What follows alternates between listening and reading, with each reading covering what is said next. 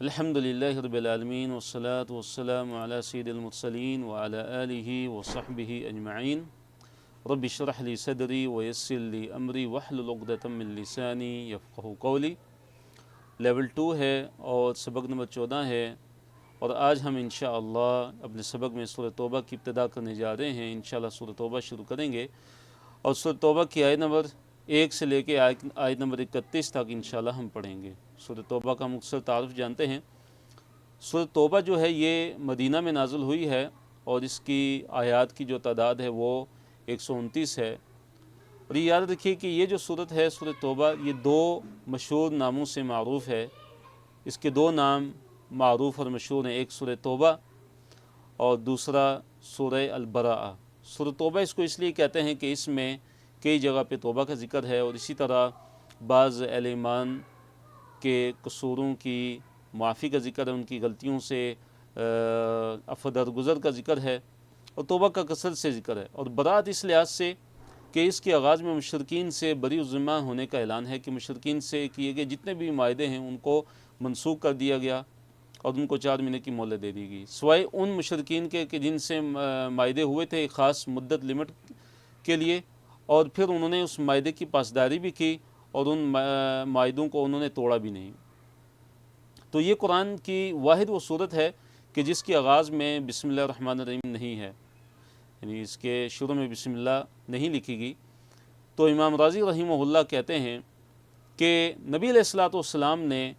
خود اس کے آغاز میں بسم اللہ نہیں لکھوائی تھی، اس لیے صحابہ نے بھی نہیں لکھی، اور بعد کے لوگ بھی جو ہیں وہ اس کی پیروی کرتے رہے۔ تو یہ اس بات کا ایک مزید ایک ثبوت ہے کہ قرآن جو اللہ رب العالمین کی کتاب ہے یہ جوں کا توں لیا گیا، اور جیسے دیا گیا ایسے ہی اس کو محفوظ کیا گیا اور اس کو آگے پہنچایا گیا۔ سورۃ توبہ کی فضیلت کیا ہے کہ حضرت عطیہ رضی اللہ تعالی عنہ فرماتے ہیں کہ حضرت عمر رضی اللہ تعالیٰ عنہ نے لکھا کہ تم خود سورہ براءہ جو سورہ یعنی کہ سورۃ توبہ ہے اس کو سیکھو اور اسے اپنی عورتوں کو بھی سکھاؤ، اور اپنی عورتوں کو سورہ نور سکھاؤ۔ سورہ البراءہ یعنی سورۃ توبہ کو سیکھو اور سورہ نور کو اپنی عورتوں کو سکھاؤ۔ سورت کے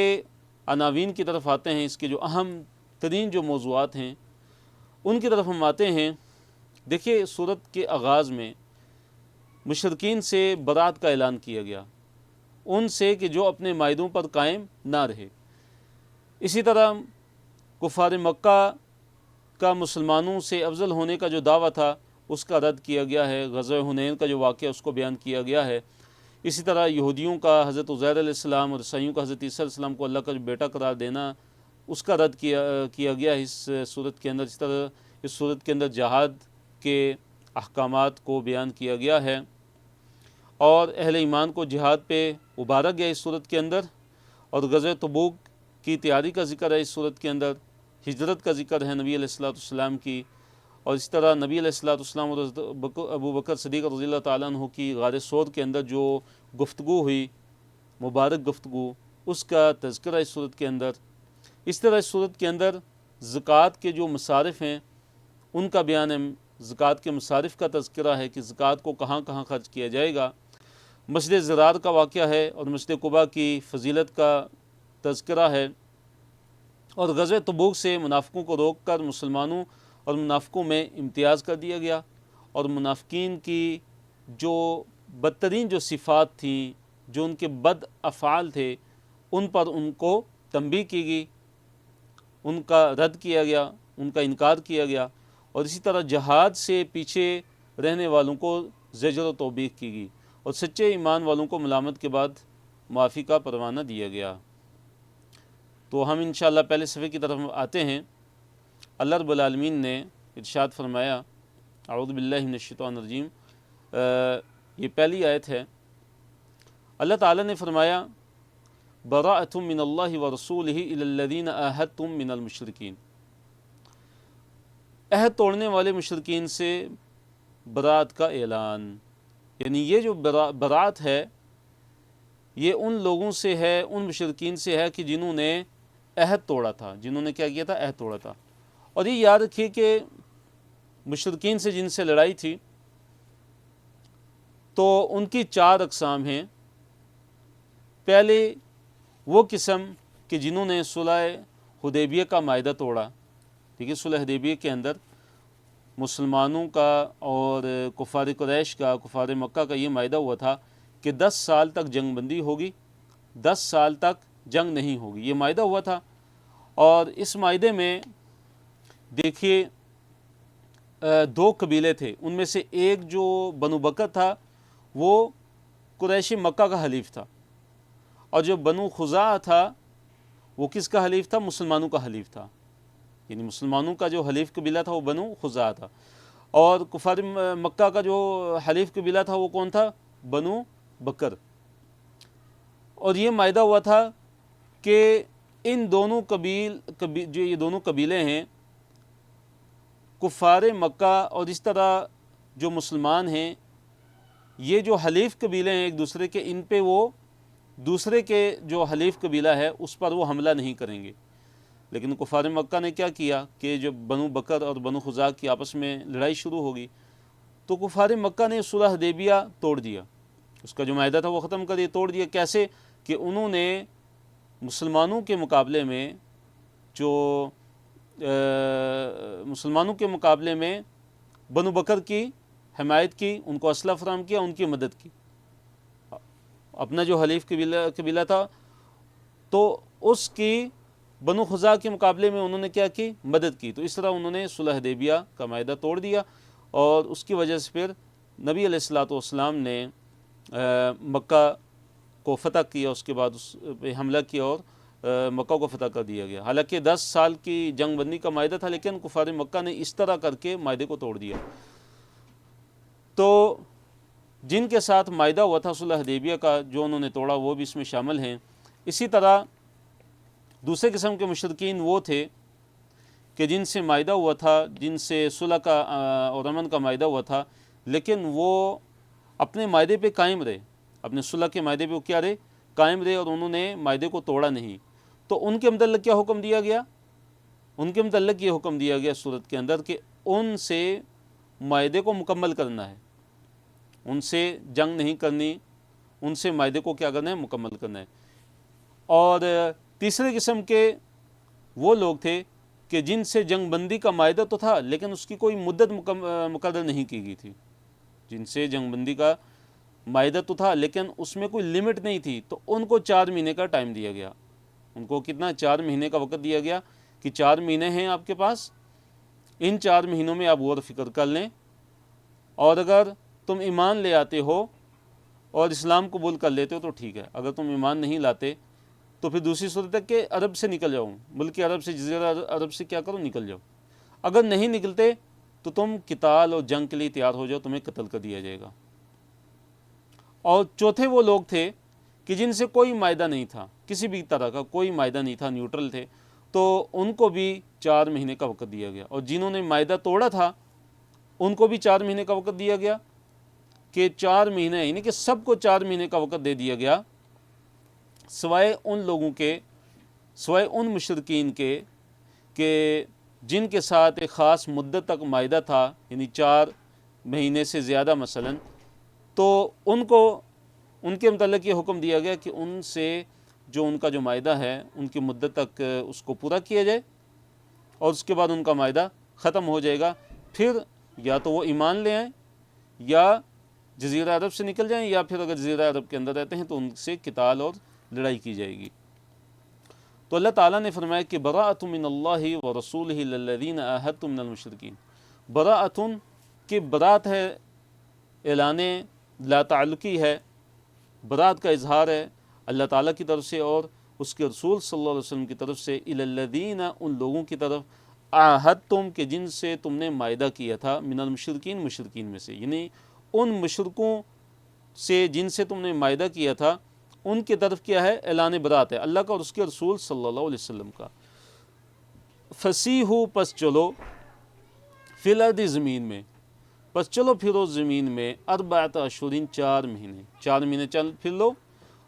وَاعْلَمُوا، اور جان لو، انکم کہ یقیناً تم، غیر معجز اللہ، کہ تم عاجز کرنے والے نہیں ہو اللہ تعالیٰ کو۔ تم اللہ تعالیٰ کو ہرانے والے نہیں ہو۔ وَأَنَّ اللَّهَ، اور بے شک اللہ تعالیٰ،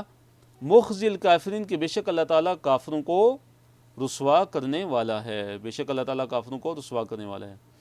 تو یہ دیکھیے 4 مہینے کی مہلت دی گئی ان کو، کہا گیا مشرکین کو، سوائے ان کے کہ جن سے 4 مہینے سے زیادہ کا معاہدہ تھا، کیونکہ 4 مہینے کا جو کم کا معاہدہ تھا تو وہ تو ان سے پورا ہو جانا،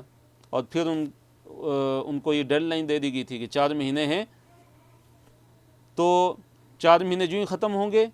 تو اس کے بعد کیا ہے کہ قتل کر دیا جائے گا، جہاں بھی ان کو پایا جائے قتل کر دیا جائے، سوائے اس کے کہ وہ جزیرہ عرب سے نکل جائیں۔ تو 4 مہینے کا وقت دیا گیا سوائے ان مشرکین کو کہ جن سے کیا تھا، صلح کا اور امن کا معاہدہ تھا، اور انہوں نے اس معاہدے کی پاسداری بھی کی تھی، انہوں نے اس معاہدے کو توڑا نہیں تھا۔ تو جن لوگوں نے معاہدے کو توڑا تھا ان کو بھی 4 مہینے دے دیے گئے، جن سے ویسے ہی مطلقاً عہد تھا، معاہدہ تھا، اور اس میں کوئی ٹائم لمٹ مقرر نہیں کی گئی تھی، ان کو بھی 4 مہینے دے دیے گئے، اور جن سے کوئی بھی معاہدہ نہیں تھا ان کو بھی سب کو 4 مہینے دے دیے گئے، سوائے ان مشرکین کے کہ جن کے ساتھ معاہدہ ہوا لیکن وہ 4 مہینے سے زیادہ تھا، 4 مہینے سے زیادہ، ان کو استثناء دیا گیا کہ ان کا معاہدہ، ان کی جو مدت تھی مقررہ مدت، وہاں تک اس کو مکمل کیا جائے گا، ان کے ساتھ اس معاہدے کو مکمل کیا جائے گا۔ تو یہ جو 4 مہینے کی جو مہلت دی گئی، یہ ان مشرکین کو دی گئی تھی جو اس کے علاوہ تھے، اور ان کو کیا کہا گیا کہ تم 4 مہینے زمین میں چل پھر لو، اس کے بعد کیا ہوگا، یا تو تم نے ایمان لانا ہے یا پھر جزیرہ عرب سے نکل جانا ہے، اگر نہیں نکلتے اس ملک سے تو تمہیں قتل کر دیا جائے گا، تم سے قتال کیا جائے گا۔ اب دیکھیے یہ اعلان کب ہوا اللہ تعالیٰ کی طرف سے، برات کا جو اعلان ہے، اور پھر یہ جو 4 مہینے کی مہلت کا یہ جو تذکرہ، اور بھی آگے والی آیت ہے اس کو بھی ہم پڑھتے ہیں پہلے۔ اللہ نے فرمایا وَأَذَانٌ مِّنَ اللَّهِ، وَأَذَانٌ، اور اعلان ہے،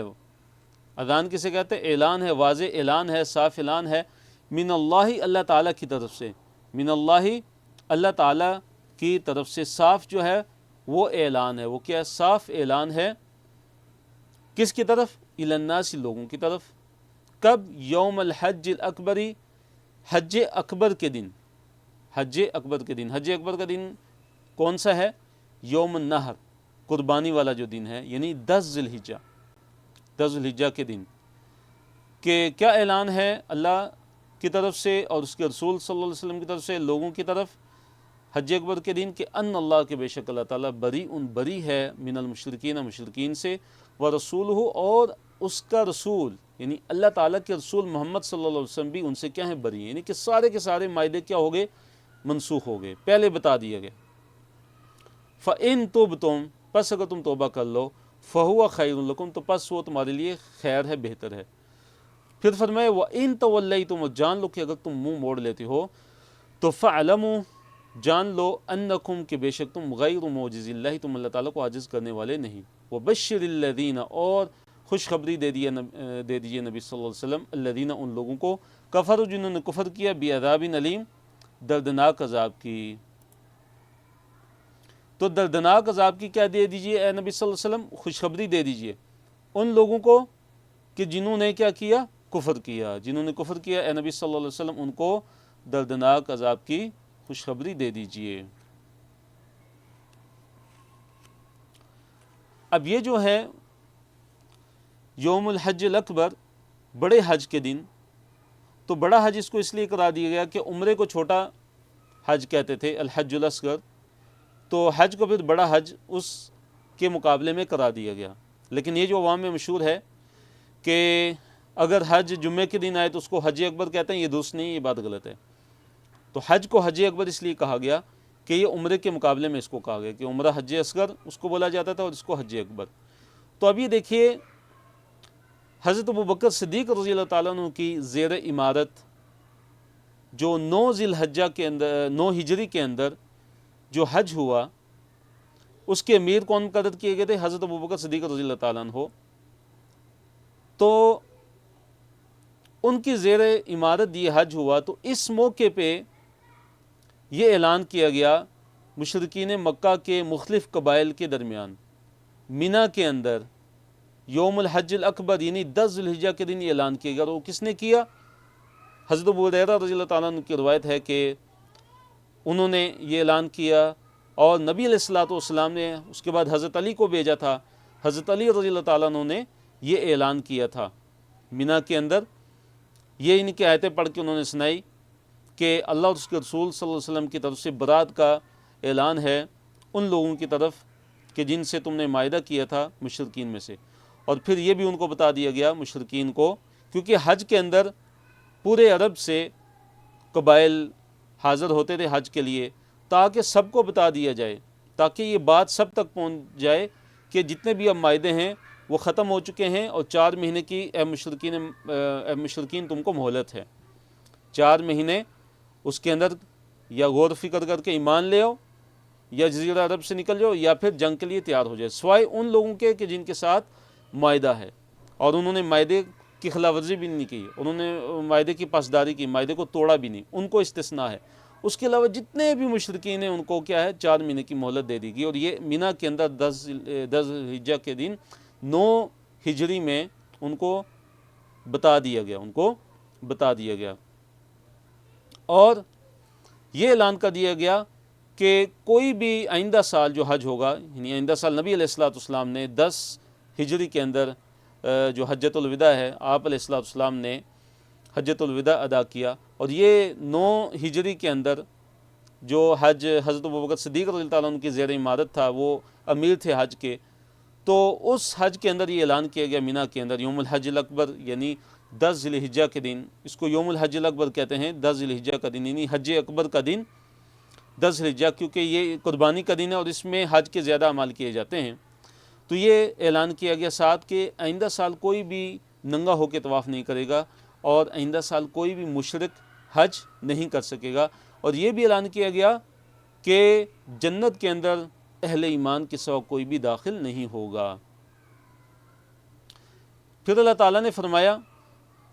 اِلَّا الَّذِينَ عَاهَدتُّم مِّنَ الْمُشْرِكِينَ، یہ اللہ تعالیٰ یہ استثناء دیا گیا ہے اس آیت کے اندر کہ وہ مشرکین جنہوں نے عہد کی پاسداری کی ہے اور انہوں نے تمہارے خلاف کسی کی مدد بھی نہیں کی، تو اب یہ ہے اس کا کیا حکم ہے اس عہد و پیمان کا، کہ ان کا جو عہد و پیمان ہے اس کی مدت تک ان کو پورا کرنا ہے، عہد و پیمان کو پورا کرنا ہے، عہد کو معاہدے کو پورا کرنا ہے، اس کو توڑنا نہیں ہے، یعنی ان کو 4 مہینے کی مہلت سے استثناء دیا گیا۔ فرمایا اِلَّا الَّذِينَ، سوائے ان لوگوں کے عَاهَدتُّم تم نے معاہدہ کیا تھا، من المشرکین مشرکین میں سے، ثم پھر لم ينقصوکم، پھر انہوں نے کوئی کمی نہیں کی تمہارے ساتھ، یعنی معاہدے کی پاسداری میں کسی بھی قسم کی کوئی کمی نہیں کی، معاہدے کو پورا کیا اس مدت تک، یعنی معاہدے کے درمیان کوئی انہوں نے کمی بیشی نہیں کی، شیئن کچھ بھی، ولم یظاہروا، اور نہ ہی انہوں نے مدد کی، علیکم تمہارے خلاف، احدن کسی کی بھی، تمہارے خلاف کسی کی بھی انہوں نے مدد بھی نہیں کی، فَأَتِمُّوا، تو اب حکم کیا اللہ تعالیٰ نے دی ہے، فَأَتِمُّوا، پس پورا کرو، الیہم ان کی طرف، عہدہم ان کا عہد، ان کے عہد و پیمان کو، ان کے معاہدے کو پورا کیا جائے، الی مدتہم ان کی مدت تک، مثلا اگر کسی کا 9 مہینے کا عہد و پیمان ہے تو 9 مہینے تک عہد و پیمان اس کو پورا کیا جائے، کہ ان اللہ، بے شک اللہ تعالیٰ، یحب، محبت کرتا ہے المتقین، تقوی والوں کو۔ اس سے پتہ چلا کہ جو معاہدے ہوتے ہیں، جو عہد و پیمان ہوتے ہیں، ان کی پاسداری کرنا یہ تقوی کی علامت ہے، اور جو معاہدے ہیں اور عہد و پیمان ہیں ان کی خلاف ورزی کرنا یہ نفاق کی علامت ہے۔ صحیح بخاری مسلم کی حدیث ہے، نبی علیہ الصلوۃ والسلام نے ارشاد فرمایا کہ منافق کی نشانیاں آپ علیہ الصلوۃ والسلام نے بیان فرمائی، اور اس میں سے ایک یہ نشانی بھی آپ صلی اللہ علیہ وسلم نے بیان کی کہ اذا عاہد غدر، کہ جب بھی وہ کوئی معاہدہ کرتا ہے، وہ عہد و پیمان کرتا ہے تو اس کو توڑ دیتا ہے۔ تو عہد و پیمان کی بڑی اہمیت ہے، ایفاء عہد کی، اور جو اس کو توڑتے ہیں وہ ان کے اندر ایک نفاق کی علامت ہے۔ حرمت والے مہینے گزرنے کے بعد قتال، قید یا توبہ، اللہ نے فرمایا فَإِذَا، پس جب، انسلخ گزر جائیں، نکل جائیں، الاشہر الحرم، حرمت والے مہینے، تو پھر کیا کرنا ہے، فَقْتُلُوا الْمُشْرِكِينَ، پھر قتل کرو مشرکوں کو، حیث، جہاں بھی، وجدتموہم، تم ان کو پاؤ، جہاں بھی تم مشرکوں کو پاتے اس کو ان کو قتل کرو، وخذوہم، اور ان کو پکڑو، واحصروہم، اور ان کو گھیرو، ان کو حصار میں لو، وقعدوا، اور بیٹھ جاؤ، لہم، ان کے لیے، کل مرصد، ہر گھات میں، ہر گھات کی جو جگہ ہے اس میں بیٹھ جاؤ، ان کی گھات میں لگا کے ان کے لیے بیٹھ جاؤ کہ جہاں سے بھی وہ ملے ان کو بس قتل کر دو۔ فَإِن تابوا، پس اگر وہ توبہ کر لیں، وَأَقَامُوا الصَّلَاةَ، اور نماز کو قائم کریں، وَآتَوُا الزَّكَاةَ، اور زکوٰۃ ادا کریں، فَخَلُّوا سَبِيلَهُمْ، پھر ان کا راستہ کیا کرو، چھوڑ دو۔ ان اللہ، بے شک اللہ تعالیٰ، غفور الرحیم، اللہ بڑا ہی بے حد بخشنے والا ہے، رحیم نہایت رحم کرنے والا ہے۔ تو یہ جو 4 مہینے ہیں، دیکھیے 9 ہجری کا جو حج تھا، جو حضرت ابوبکر صدیق رضی اللہ عنہ کی زیر امارت میں تھا، تو 9 ہجری والا جو حج تھا اس کے جو 10 ذی الحجہ کا جو دن تھا، اس دن یہ اعلان کیا گیا، سارا مشرکوں کے لیے سارے کے سارے اعلان کر دیے گئے۔ اب ان کو 4 مہینے کی جو مہلت ہے وہ کیسے پوری ہوگی؟ 10 ذی الحجہ سے لے کے 4 مہینے اگر کاؤنٹ کریں تو کتنے بنتے ہیں؟ 10 ربیع الثانی، 10 ربیع الثانی تک، یعنی 4 مہینے بنتے ہیں ذی الحجہ کے بعد 10 محرم ایک مہینہ، 10 صفر دوسرا مہینہ،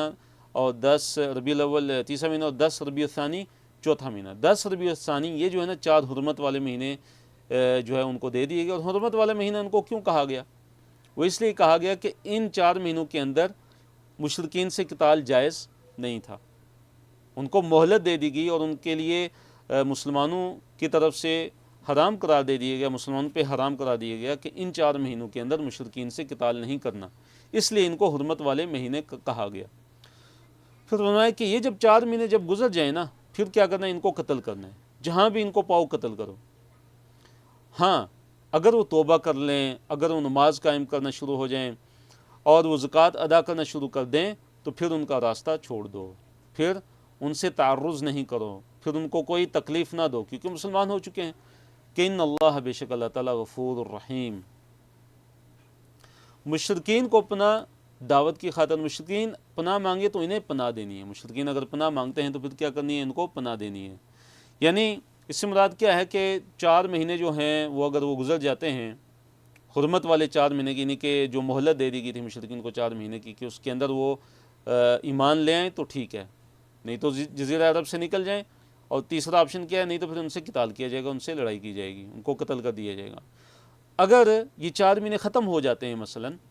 پھر اس کے بعد اگر کوئی مشرکین میں سے مسلمانوں کی پناہ میں آتا ہے، کسی بھی مسلمان کی پناہ میں اگر وہ آتا ہے تو اس کو پناہ دے دی جائے۔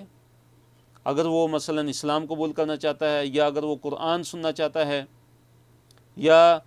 امان میں آنا چاہتا ہے، تو اس کو پناہ دے دی جائے گی، اور اس کو اس نیت سے تاکہ وہ اسلام کی بات کو سنے۔ اگر اس کے دل کے اندر یا اس کو اسلام کے بارے میں کوئی شبہ ہے، کوئی سوال ہے، تو اس کے سوال کا جواب دیا جائے، اس کے شبہ کا ازالہ کیا جائے، تو اس کو اللہ تعالیٰ کا کلام سنایا جائے، اس کو دین کی دعوت دی جائے، ہو سکتا ہے وہ دین کے اندر وہ داخل ہو جائے۔ یہاں تک کہ اللہ تعالیٰ کا اگر وہ کلام سنتا ہے، پھر بھی اگر وہ ایمان نہیں لاتا،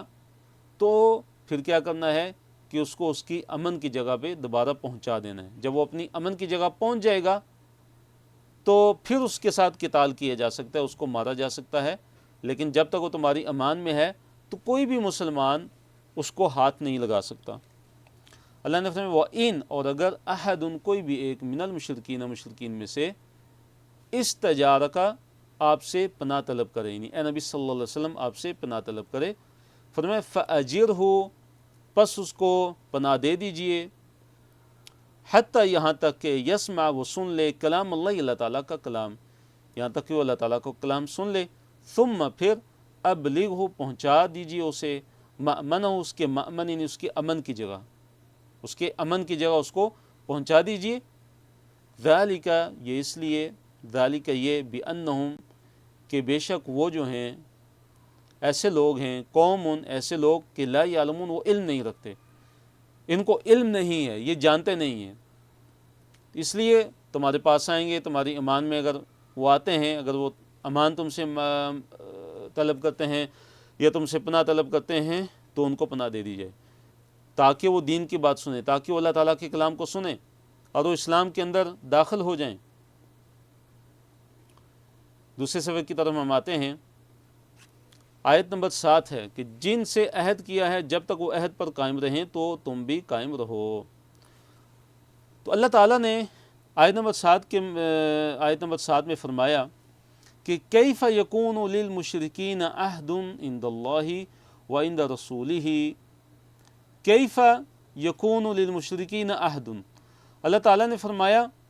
کہ کیف یکون، کیسے ممکن ہے ان مشرکوں کے لیے عہد، کوئی عہد، عند اللہ، اللہ تعالیٰ کے ہاں، و عند رسولی، اور اس کے رسول صلی اللہ علیہ وسلم کے ہاں، یعنی ان مشرکوں کا جو ہے اللہ تعالیٰ کے نزدیک اور نبی علیہ الصلوۃ والسلام کے نزدیک کوئی عہد کیسے ممکن ہے، کیسے ہو سکتا ہے ان کا عہد اللہ تعالیٰ کے نزدیک اور اللہ کے رسول صلی اللہ علیہ وسلم کے نزدیک؟ الا الذین، سوائے ان لوگوں کے،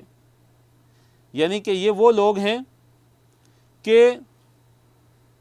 یہ عہد و پیمان کی پاسداری کرنے والے نہیں ہیں، انہوں نے اللہ تعالیٰ کا جو عہد ہے وہ توڑ دیا ہے، توحید کا انکار کیا انہوں نے، اللہ تعالیٰ کا بہت بڑا عہد ہے توحید، اس کو انہوں نے توڑا ہوا ہے، تو اللہ اور اس کے رسول صلی اللہ علیہ وسلم کہ ہاں ان کا عہد کیسے ہو سکتا ہے؟ سوائے ان لوگوں کے کہ جن سے تم نے مسجد حرام کے پاس عہد و پیمان کیا تھا،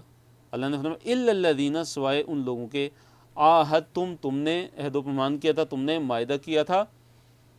عند المسجد الحرام، مسجد حرام کے پاس۔ تو یہ جو معاہدہ ہے یہ کون سا ہے؟ یہ صلح حدیبیہ کا معاہدہ ہے، جو حدود حرم کے اندر تھا، وہاں پہ ہوا تھا، اس لیے اس کو عند المسجد الحرام قرار دیا گیا، کہا گیا کہ سوائے ان مشرکین کے کہ جن سے تم نے حدیبیہ کا جو معاہدہ تھا وہ کیا تھا، جو کہ حدود حرم کے اندر ہوا تھا، تو جب تک انہوں نے وہ تمہارا معاہدہ پورا کیا تو تم بھی وہ معاہدہ پورا کرو، اگر وہ نہیں توڑتے، پہل نہیں کرتے توڑنے میں، تو تم نے بھی ان کا وہ جو معاہدہ وہ توڑنا نہیں ہے، اس کو بلکہ پورا کرنا ہے۔ فَمَسْتَقَامُوا، پس جب تک وہ پوری طرح قائم رہیں، لکم، تمہارے لیے، یعنی جب تک وہ عہد و پیمان کے اوپر پوری طرح قائم رہتے ہیں، تو پھر کیا کرنا ہے کہ فَاسْتَقِیمُوا لَهُمْ، تو تم نے بھی کیا کرنا ہے؟ پوری طرح قائم رہنا ہے، تو تم نے بھی پوری طرح اس معاہدے پہ کیا کرنا ہے؟ قائم رہنا ہے، کہ ان اللہ، بے شک اللہ تعالیٰ، یحب، محبت کرتا ہے، المتقین، متقی لوگوں سے، کہ بے شک جو ہے اللہ تعالیٰ کے ہاں عہد و پیمان کی جو پاسداری ہے وہ اللہ تعالیٰ اس کو بڑا پسند کرتا ہے، عہد و پیمان کی پاسداری کو۔ تو جن مشرکین نے عہد و پیمان ایک کیا اور اس مدت تک انہوں نے اس کو، اس عہد و پیمان کی پاسداری بھی کی، اس معاہدے کو پورا بھی کیا اور اس کی خلاف ورزی نہیں کی، تو ان کے لیے حکم یہ ہے کہ ان کا جو عہد و پیمان ہے، ان کے ساتھ جو معاہدہ ہے وہ پورا کیا جائے، ان کے ساتھ کسی قسم کا تعرض نہ کیا جائے۔ آیت نمبر 8 ہے کہ مشرکین اگر تم پر غالب آئیں تو کسی عہد کا خیال نہیں رکھیں گے، کہ اگر یہ مشرکین تم پر اگر غالب آ جاتے ہیں تو نہ ہی یہ کسی عہد و پیمان کا خیال رکھیں گے اور نہ ہی کسی بھی قرابت کا یہ خیال رکھنے والے ہیں، ان کو قرابت و عہد کا بالکل خیال نہیں ہے۔ تو اللہ تعالیٰ نے فرمایا کیفا، کیسے ممکن ہے، کیسے ہو سکتا ہے، وَإِن يَظْهَرُوا عَلَيْكُمْ، وَإِن، اور اگر يَظْهَرُوا، غالب آ جائیں، علیکم، تم پر، اگر یہ مشرکین اگر تم پر یہ اگر غالب آ جاتے ہیں تو یہ کیا کریں؟ لا يرقبوا فیکم، یہ بالکل لحاظ نہیں رکھیں گے، فیکم، تمہارے بارے میں، یعنی تمہارا بالکل خیال نہیں رکھیں گے، اِلَّن، قرابت کا، اگر تم پر یہ غالب آ جاتے ہیں تو ان کا اگر بس چلے تو تمہیں کچا چبا ڈالیں، ان کا بس نہیں چلتا، اور اگر ان کا بس چلتا تو یہ تمہیں کیا کرتے؟ کسی بھی تمہاری قرابت کا خیال نہ رکھتے، ولا ذمہ، اور نہ ہی کسی ذمہ کا، ذمہ سے مراد یہاں عہد و پیمان ہے، نہ ہی عہد کا خیال یہ رکھیں اور نہ ہی کسی بھی قرابت کا۔ یردونکم، اللہ نے فرمایا یردونکم، وہ تمہیں راضی رکھنے کی کوشش کرتے ہیں، راضی رکھتے ہیں، خوش کرتے ہیں، بافواہہم، اپنے منہ سے، بس زبانی باتوں سے کیا کرتے ہیں؟ تمہیں خوش رکھتے ہیں، وتأبى، اور انکار کرتے ہیں، قلوبہم، ان کے دل، یعنی یہ زبانی جو ہے عہد و پیمان کا اقرار کرتے ہیں، لیکن اصل میں جو دل ہیں ان کے اس عہد و پیمان سے بالکل پھرے ہوئے، اس کا انکار کرتے ہیں۔ وَأَكْثَرُهُمْ فَاسِقُونَ، اور ان کی جو اکثریت ہے وہ کیا ہے؟ وہ فاسق ہے، ان کی اکثریت کیا ہے؟ نافرمان ہے۔ مشرکین اور یہود کی کچھ کبھی صفات کا بیان ہے آیت نمبر 9 اور 10 میں اللہ نے فرمایا اشترو، انہوں نے لے لیا، انہوں نے کیا کیا، لے لیا بیاات اللہ، اللہ تعالیٰ کی آیتوں کے بدلے میں، ثمناً قلیلا، تھوڑی سی قیمت کو، یعنی انہوں نے کیا کیا، اللہ تعالیٰ کی آیتوں کے بدلے میں، اللہ تعالیٰ کی آیتوں کو بیچ کے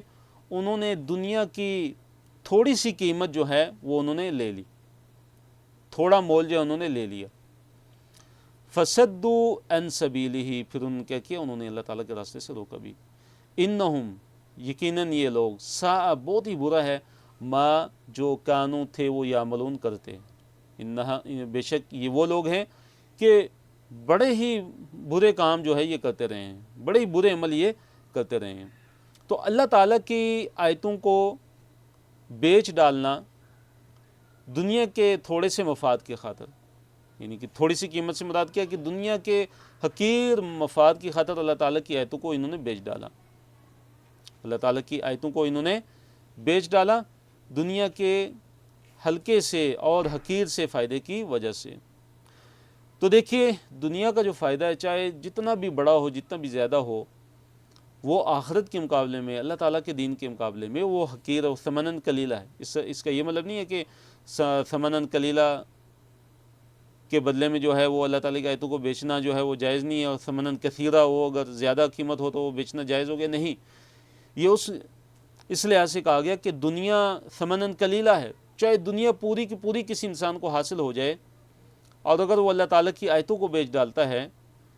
تو وہ ثمناً قلیلہ ہی ہے، پوری کی پوری دنیا بھی وہ کیا ہے، ثمناً قلیلہ ہے، تھوڑی قیمت ہے وہ۔ اور اللہ تعالیٰ کی آیتوں کو بیچنا، اس سے کیا مراد ہے، اس کے کئی معنی ہیں، مثلا دین کو بیچ ڈالنا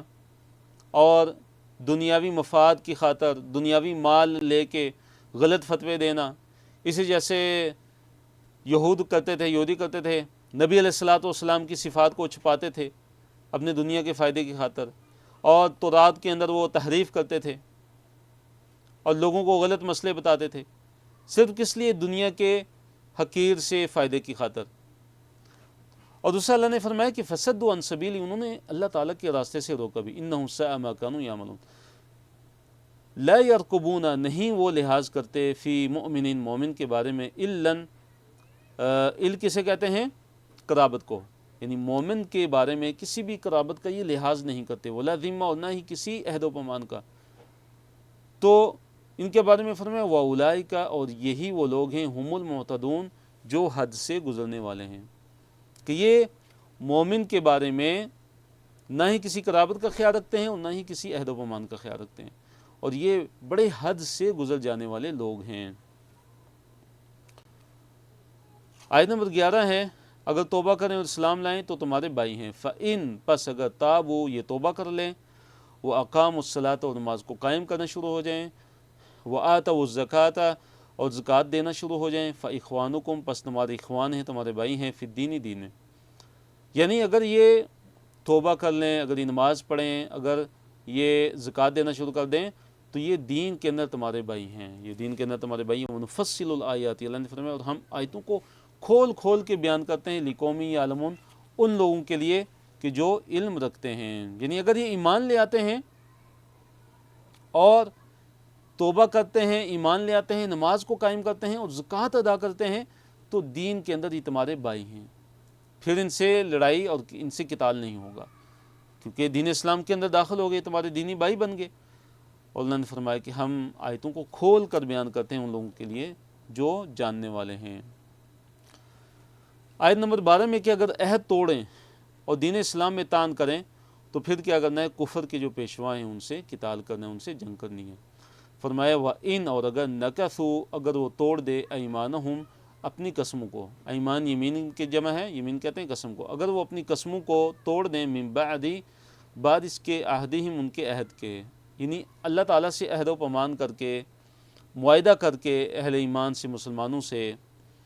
اور اس کے بعد وہ قسمیں بھی انہوں نے قسمیں بھی کھائیں، عہد و پیمان کرنے کے بعد اس کو مزید پختہ کرنے کے لیے انہوں نے قسمیں بھی کھائیں، اگر وہ اپنی قسموں کو توڑ دیتے ہیں، وَطَعَنُوا، اور وہ کیا کرتے ہیں، طعن کرتے ہیں، اگر وہ کیا کرتے ہیں؟ طعن کرتے ہیں، فی دینکم تمہارے دین میں، تمہارے دین میں طعن کرتے ہیں، تمہارے دین میں عیب لگاتے ہیں، مذاق اڑاتے ہیں، نبی علیہ الصلوۃ والسلام کا مذاق اڑاتے ہیں، نبی علیہ الصلوۃ والسلام کی اہانت کرتے ہیں، پھر فرمایا کہ فقاتلو، پس قتال کرو، ائمۃ الکفر، کفر کے اماموں سے، کفر کے پیشواؤں سے، کہ یہ کفر کے امام ہیں، کفر کے پیشوا ہیں، ان سے قتال کرو، ان سے لڑو، انہم، بے شک یہ، لا ایمان لہم، ان کی کوئی قسمیں نہیں ہیں، ان کی قسموں کا کوئی اعتبار نہیں ہے، جتنی بھی قسمیں کھائیں ان کی قسموں کا کوئی اعتبار نہیں ہے، لعلہم ینتہون، تاکہ یہ باز آ جائیں، ان سے قتال کرو تاکہ یہ کیا کریں؟ باز آ جائیں۔ اللہ تو قاتلون، آیت نمبر 13 میں کہ مشرکین کی جو حرکات ہیں یہ، ان پر اللہ تعالیٰ نے جہاد کی ترغیب دی ہے، کہ جن مشرکین کے یہ حرکات ہیں کہ جو عہد و پیمان کے بعد قسمیں اپنی توڑنے والے ہیں، دین کے اندر عیب لگانے والے ہیں، طعن کرنے والے ہیں، فرمایا کہ کیا تم ان سے قتال نہیں کرتے؟ کیا ان سے تم لڑتے نہیں ہو؟ الا تقاتلون قوما، کیا تم نہیں قتال کرتے قوما، ان لوگوں سے، نکثوا، جنہوں نے توڑ دیا، ایمانہم، اپنے ایمان، اپنی قسموں کو، جنہوں نے اپنی قسموں کو توڑ دیا، وہم، اور انہوں نے ارادہ کیا، باخراج الرسول، رسول صلی اللہ علیہ وسلم کو نکالنے کا، وہم بدؤکم، اور انہوں نے ابتدا کی تم سے، اول مرہ، پہلی دفعہ، اتخشونہم، کیا تم ان سے ڈرتے ہو؟ فاللہ، پس اللہ تعالیٰ، احق کو زیادہ حق رکھتا ہے، ان تخشو، کہ تم اس سے ڈرو، ان کنتم مومن، اگر تم مومن ہو۔ تو اس آیت کے اندر اللہ تعالیٰ نے 3 وجوہات کو ذکر کیا، اور اہل ایمان کو مشرکین سے قتال پر ابھارا۔ پہلی وجہ کیا اللہ تعالیٰ نے ذکر کی؟ کہ انہوں نے اپنے عہد و پیمان کو توڑا، اس کی معاہدے کی پاسداری نہیں کی، انہوں نے جو عہد تھا اس کو ختم کر دیا، قسموں کو توڑ دیا۔ دوسری جو چیز ذکر کی، جو وجہ ذکر کی اللہ تعالیٰ نے، کہ دیکھیے کفار مکہ جو تھے، قریشی مکہ، انہوں نے کیا کیا تھا؟ نبی علیہ الصلوۃ والسلام کے خلاف منصوبہ بندی کی، نعوذ باللہ، کہ نبی علیہ الصلوۃ والسلام کو یا قتل کر دی جائے، یا ان کو قید کر دی جائے، یا ان کو مکہ سے نکال دیا جائے۔ وہم باخراج الرسول، یہ جو ان کا یہ جو منصوبہ تھا کہ یا نبی علیہ الصلوۃ والسلام کو مکہ سے نکال دیا جائے، تو اس کا ذکر ہے کہ انہوں نے کیا کیا کہ اللہ کے پیغمبر حضرت محمد صلی اللہ علیہ وسلم کو مکہ سے نکالنے کا انہوں نے ارادہ کیا اور اس کی منصوبہ بندی کی، لیکن اللہ تعالیٰ نے وحی کے ذریعے نبی علیہ الصلوۃ والسلام کو حکم دیا، اور آپ علیہ الصلوۃ والسلام نے مکہ کو چھوڑا اور مدینہ کی طرف ہجرت کی۔ فرمایا کہ انہوں نے پیغمبر اسلام کے متعلق، اپنے نبی صلی اللہ علیہ وسلم کے متعلق انہوں نے ایسا ارادہ کیا، ایسی منصوبہ بندی کی، پھر بھی تم ان سے قتال نہیں کرو گے، لڑو گے نہیں۔ اور تیسری وجہ جو ذکر کی اللہ تعالیٰ نے، وہ یہ کہ انہوں نے تمہارے ساتھ ابتدا کی، پہلی دفعہ انہوں نے تمہارے ساتھ ابتدا کی۔ اس کے 2 مطلب، یا تو یہ کہ جو مسلمان مکہ کے اندر تھے ان پہ وہ ظلم ستم وہ کرتے تھے، ظلم کے پہاڑ وہ ڈھاتے تھے، تو انہوں نے ہی ابتدا کی ہے ظلم ستم کی، انہوں نے ہی لڑائی کی ابتدا کی ہے۔ اور دوسرا اس کا معنی یہ ہے کہ بدر کے اندر وہ اپنا لشکر لے کے آگے تھے، جب قافلہ نکل گیا تو وہ لڑائی کے لیے پہلے انہوں نے فیصلہ کیا بدر کے اندر آنے کا، 1000 کا لشکر وہ لے کے آئے تھے قتال کے لیے، لڑائی کے لیے، تو میں ابتدا تو انہوں نے کی ہے، تو پھر بھی تم کیا ان سے لڑو گے نہیں؟ کیا تم ان سے ڈرتے ہو؟ پھر اور زیادہ ابھارا گیا کہ جب دشمن کے بارے میں یہ کہا جائے کہ کیا تم اپنے دشمن سے ڈرتے ہو، تو انسان کے اندر غیرت پیدا ہوتی ہے۔ تو پھر اللہ تعالیٰ نے ابھارا ہے قتال پہ ان مشرکوں کے، فرمایا تخشون، کیا تم ان سے ڈرتے ہو؟ فاللہ، اللہ تعالیٰ، حق کو زیادہ حقدار ہے کہ تم اس سے ڈرو اگر تم مومن ہو۔ صفحہ نمبر 189 ہے، پارہ نمبر 10 ہے، اور اس صفحے میں ہم انشاءاللہ آیت نمبر 14 سے 20 تک انشاءاللہ ہم مطالعہ کریں گے، ہم پڑھیں گے اسے۔ آیت نمبر 14 میں یہ ہے کہ تم قتال کرو، اللہ تعالیٰ تمہاری مدد کرے گا، تم نے ان مشرکین سے کیا کرنا ہے؟ قتال کرنا ہے، اللہ تعالیٰ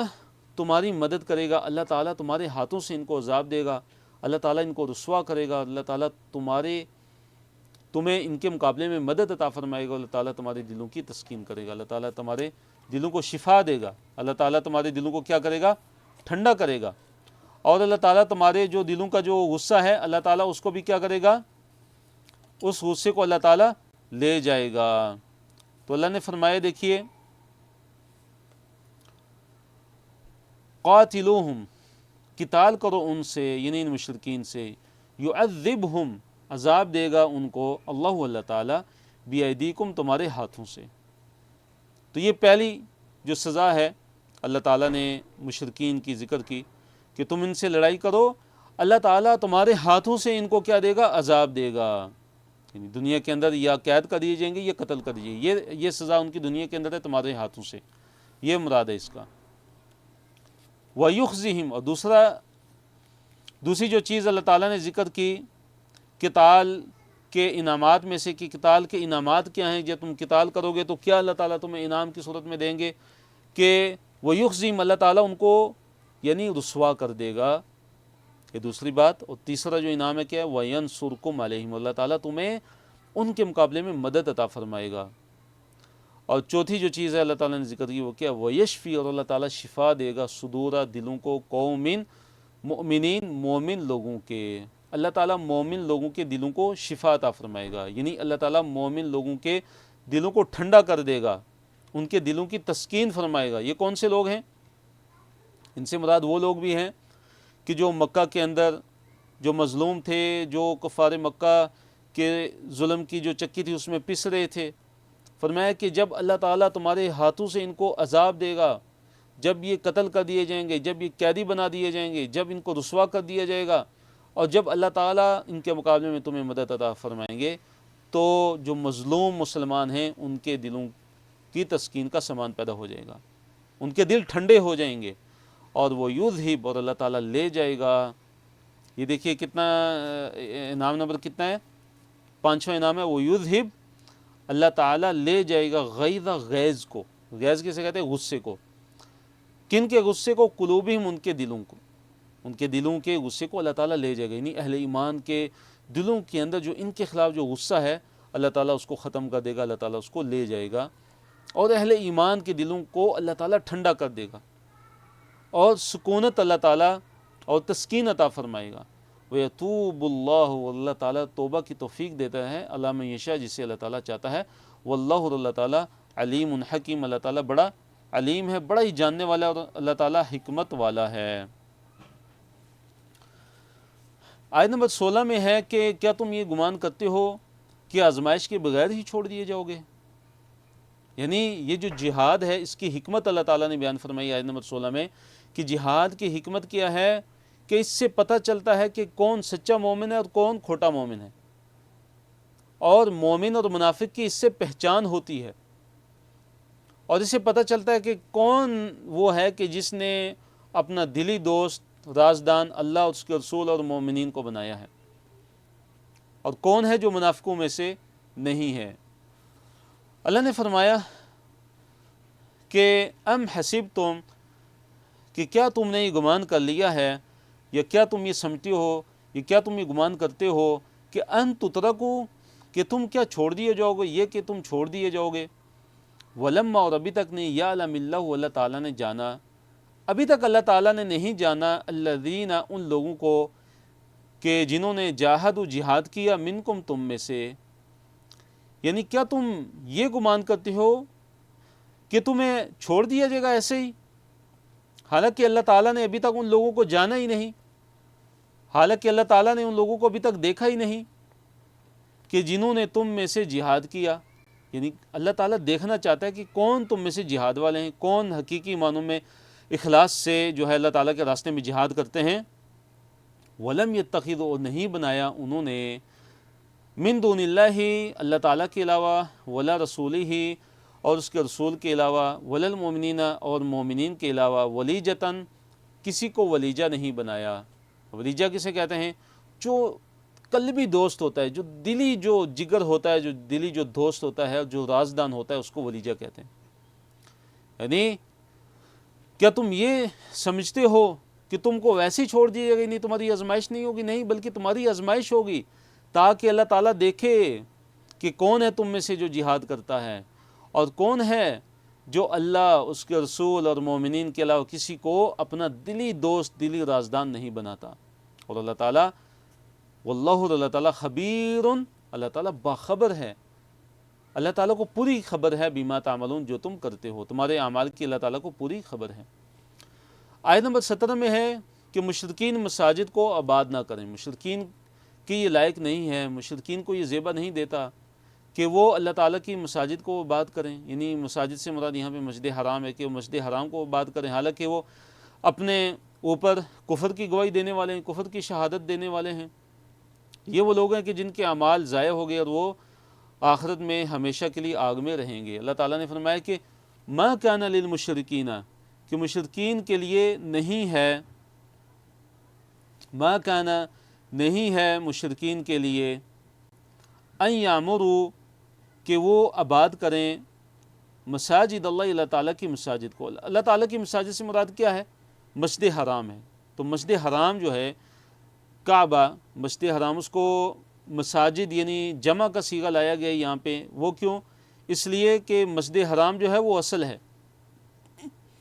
اور ساری مساجد جو ہیں دنیا کی، اس میں جو بھی نماز پڑھتے ہیں وہ اپنا رخ مسجد حرام کی طرف کرتے ہیں۔ تو فرمایا کہ یہ ان کا حق نہیں ہے، مشرکوں کو کہاں پہ یہ حق پہنچتا ہے کہ وہ اللہ تعالیٰ کی مساجد کو آباد کریں، حالانکہ شاہدین، اس حال میں کہ وہ شہادت دینے والے ہیں، علی انفسہم، اپنے نفسوں پہ، بالکفری، کفر کی، حالانکہ وہ اپنے اوپر کفر کی شہادت دے رہے ہیں۔ کیسے وہ شہادت دے رہے ہیں اپنے نفسوں پہ کفر کی؟ کہ مکہ میں کعبہ کے اندر 360 بت رکھے ہوئے ہیں، ان کی عبادت کرتے ہیں، پوجا کرتے ہیں، اور اسی طرح ان کی نماز کیا ہے؟ سیٹیاں ہیں، تالیاں ہیں، اور ان کا طواف کیا ہے؟ کہ ننگے ہو کے طواف کرتے ہیں یہ، اور ان کا تلبیہ کیا ہے؟ کہ کہتے ہیں کہ اللہ تیرا کوئی شریک نہیں ہے سوائے ایک شریک کے، کہ